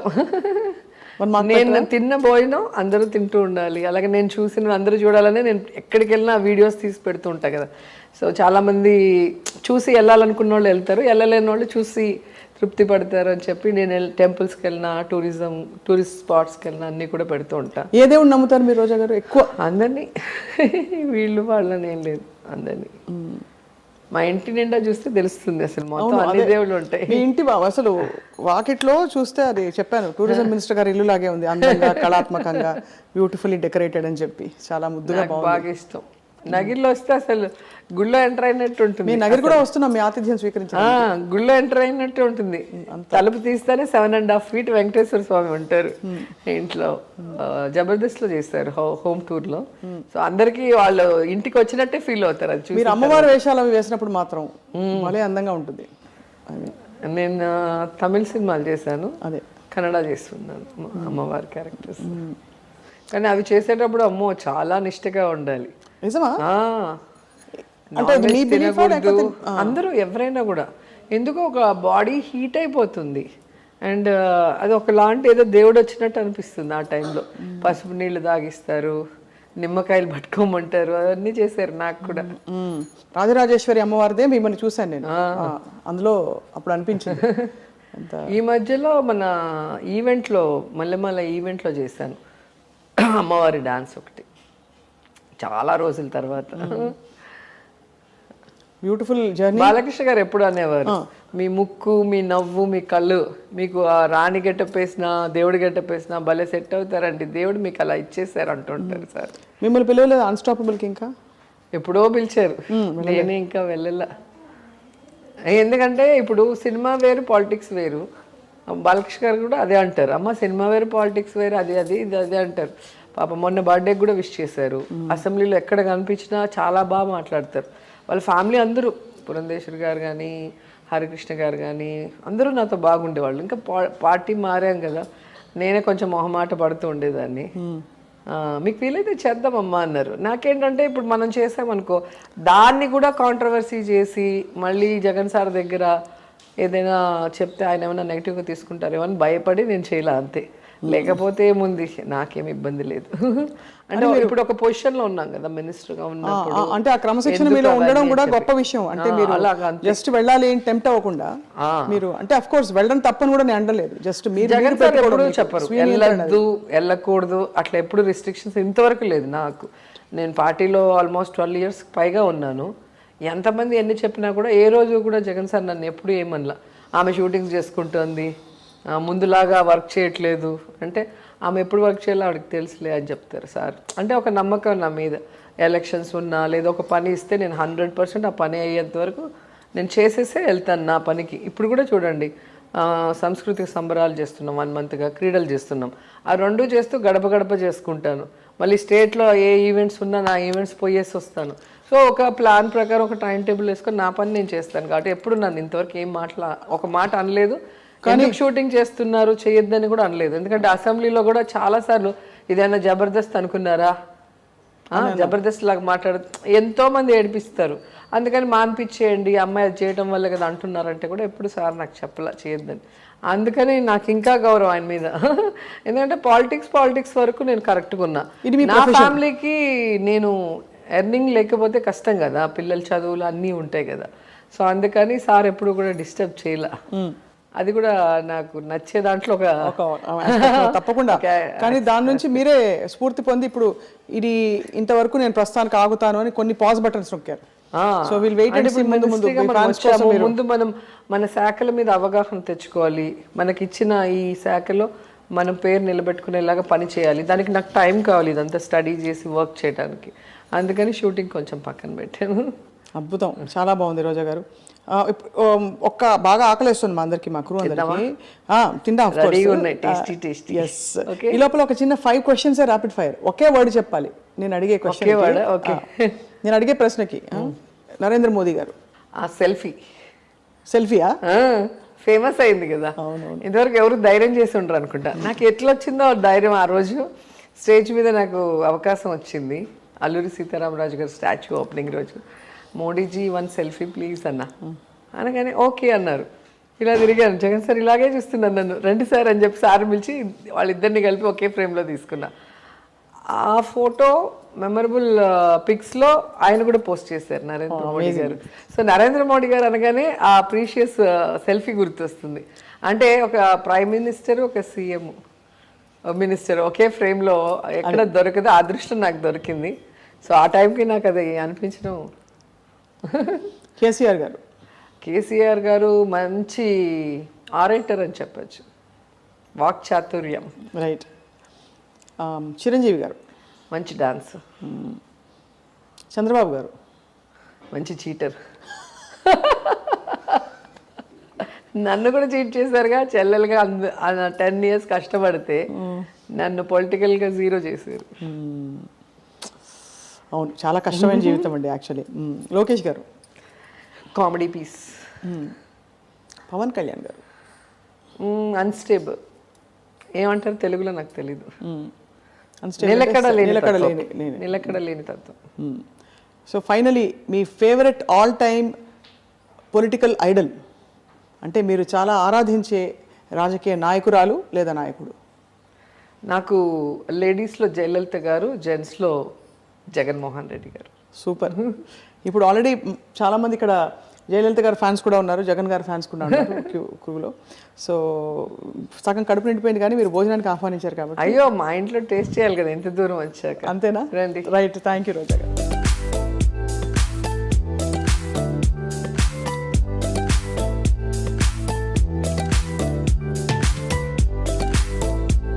సో రోజా గారు, మీ ఆతిథ్యంతో ఇంకా ఫుల్గా తినేస్తున్నాయి. ఇంత మామూలుగా తీరుకుండదు మాకు. బాగా తినాలి, ఎనర్జీగా ఉండాలి. కోవిడ్ తర్వాత నో డైట్స్. అవునా? మానేస్తారా? మంచిగా తినటం స్టార్ట్ చేసాం, ఎందుకంటే బలం ఉండాలి కదా. అబ్సల్యూట్లీ. రోగ నిరోధక శక్తి. ఎన్ని పూట్లు మీరు మామూలుగా ఉంటాయి కదా, 2 పూట్లు తినాలి, 3 పూట్లు తినాలి, ఇలా 5 times తినాలి? నేను మార్నింగ్ ఓట్స్ తింటాను. ఓకే. రోజు ఓట్సే. చాలా రేర్ బయట వెళ్తేనే ఎక్కడైనా ఇడ్లీ దోశ, ఇంకా వేరే దారి లేదు అంటే. మధ్యాహ్నం మాత్రం సాలిడ్గా తింటాను. And night idli or dosa, అది టిఫిన్. అది అలవాటు ఎప్పటి నుంచి. మీ బాస్ జగన్మోహన్ రెడ్డి గారు మాత్రం చాలా తక్కువ తింటారని విని. అమ్మో, సార్ లాగా తింటే మనం 0 సైజే. ఒక పుల్కా, కొన్ని బాయిల్డ్ వెజిటేబుల్స్, తర్వాత నాన్ వెజ్ వీక్లీ వన్స్ అనుకుంటా. నాకు తెలిసి సార్కి కీమా ఇష్టం అనుకుంటా, అది కూడా కొంచెం. చికెన్ తినరని. ఎందుకంటే మాకు ఎట్లా అంటే ఈ పాదయాత్రలో నగరిలో స్టే చేశారు ఒకరోజు నైట్. సో అలా మాకు తెలిసిందే ఆఫ్టర్నూన్ ఏం తింటారు, నైట్ ఏం తింటారు అనేసి. పాలు కూడా 1 లీటర్ పాలు, అల్లం వేసి, పచ్చి అల్లం మరగబెడితే 1 గ్లాస్ అవుతుంది, అది తాగుతారు. అది చాలా స్ట్రెంగ్త్ అసలు. అవునా? లీటర్ పాలు మరగబెట్టి అల్లం గ్లాస్ అయ్యాక తాగుతారు. ఈ చిట్కా తెలియదు. నేను చూసాను, ఇప్పుడు తెలుస్తుంది అందరికీ. సో ఇంత ట్రావెల్ చేస్తారు కదా మీరు ఎలా మరి పర్టికులర్గా మెయింటైన్ చేయగలుగుతారు అంటే టైమింగ్స్ అవి? అట్లేం లేదు, ఎక్కడ దొరికేది ఆ టైం బట్టి తినేయటం అంతే. మొదట్లో అపోజిషన్లో ఉన్నప్పుడైతే ఇంకా జగన్ సార్తో వెళ్ళేటప్పుడు 4 అట్లా అయిపోయేది, 3-4 కూడా అయిపోయేది, 5 కూడా అయిపోయేది లంచ్. ఇప్పుడు ఇంకా గవర్నమెంట్లో ఉన్నాం కదా, రిలాక్స్డ్. ఇది ఏదన్నా ఉంటే సరే తినేసి మాట్లాడుకుందాం అన్న ఇదికి వచ్చా. ఆ టైంలో కొంచెం భోజనం చేసుకొని చేద్దామని. వయసు కూడా వస్తుంది కదా, తిమితో రావాలి. మీకు అంటే మీరు ఎప్పుడు ఎవర్ గ్రీనే, ఎప్పటికీ ఇలా చెప్పుకోవాలి. Fire brand ever green. మనల్ని మనం.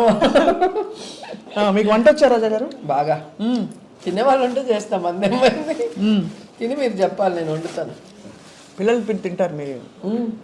మా పాపకి ఇష్టం, కానీ ఎప్పుడైనా హాలిడే ఉన్నప్పుడు.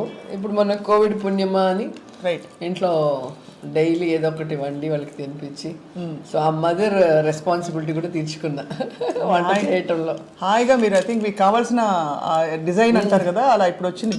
మీకు కావాల్సిన మినిస్ట్రీ ఒకటి, ఇష్టమైన మినిస్ట్రీ కదా, మీకు ఇష్టం కదా టూరిజం.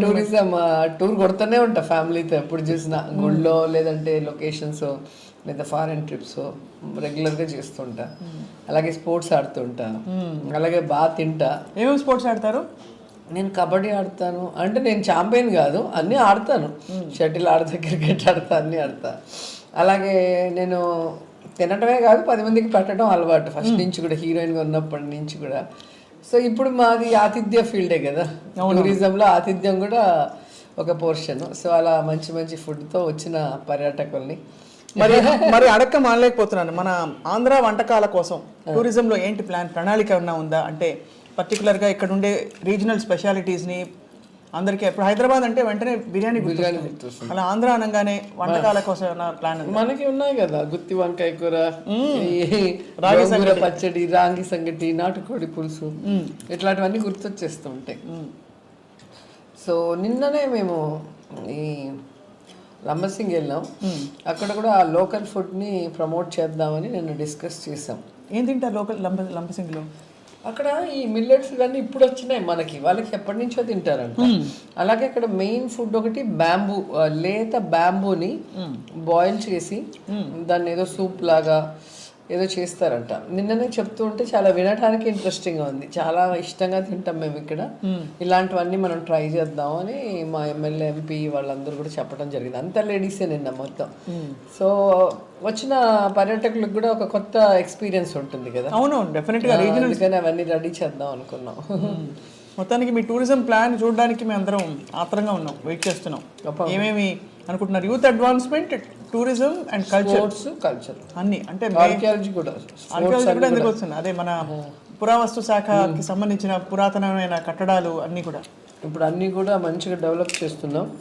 మనకి ఇక్కడే దగ్గరలో మొన్ననే ఈ మధ్య కార్తీక మాస వనభోజనాలు పెట్టాం కొండపల్లి ఫోర్ట్ అని. ఎంత అద్భుతంగా ఉందో అసలు. మా వాళ్ళందరినీ తీసుకెళ్ళా. అందరూ అసలు మన విజయవాడలో ఎంత పెద్ద కోట ఉంది మాకే తెలియదు, నీ వల్ల తెలిసింది అని. లేజర్ షో ఒకటి పెట్టాము, అసలు అద్భుతంగా ఉంటుంది. ఒకసారన్నా మీరు చూడాలి, ఎవ్రీడే ఉంటుంది, వెళ్ళి చూడాలి. వీటన్నిటికీ ఎలా మరి అడ్వర్టైజింగ్ కూడా చేస్తున్నారా? అంటే ఇప్పుడు స్టార్ట్ చేసాం అన్ని, ఏవేవి ఫోర్ట్స్ మెయిన్ ఉన్నాయి, అలాగే టెంపుల్స్, అలాగే టూరిస్ట్ స్పాట్స్ అన్నిటి మీద ట్రైలర్స్ లాగా చిన్న చిన్న గ్లిమ్స్ లాగా తీసి ప్రమోట్ చేద్దామని చెప్పి ఒక డెసిషన్కి వచ్చాము. దాని మీద వర్కౌట్ కూడా చేస్తున్నాం. నేనే చేయాలని నా ఆశ. మీరే బెస్ట్ బ్రాండ్ అంబాసిడర్ ఫర్, అందుకని చేయాలని ఆశ. చెప్పాను, ఈ మధ్యలోనే చెప్పాను మన వాళ్ళకి. సరే వర్కౌట్ చేస్తున్నారు. చేస్తే నాకు కూడా హ్యాపీ. నేను మినిస్టర్గా ఉన్నప్పుడు నేను చేసినట్టు నాకు కూడా ఒక గుర్తింపు ఉంటుంది కదా. ప్లాన్ జబర్దస్త్గా ఉంది. జబర్దస్త్గా ఉంది అన్న. ఆంధ్రప్రదేశ్ అమ్మాయిని కదా, తెలుగు అమ్మాయిని, మన స్టేట్కి మనమే చేద్దాం, ఎవరినో ఎందుకులే అని నేను ఒక ప్రపోజల్ పెట్టా. ఓకే అన్నారు. సూపర్. మన పండగలు, మన కల్చర్ కూడా మీదకి మీ డిపార్ట్మెంటే కదా. కల్చర్ అదే ఈరోజు జగనన్న సంబరాలు కల్చరల్ యాక్టివిటీసే. పోటీలు పెడుతూ ఎక్కడ ఏ రీజన్లో ఏ కల్చర్ ఫేమస్గా ఉందో దాన్ని ప్రమోట్ చేసుకుంటూ వెళ్తున్నాం. అలాగే వాళ్ళ డేటా కూడా మొత్తం తీసుకుంటున్నాం. భవిష్యత్తులో వాళ్ళకి మన ప్రభుత్వం తరఫున, మా తరఫున మేము ఏం చేయగలము, రైట్, దానికోసం.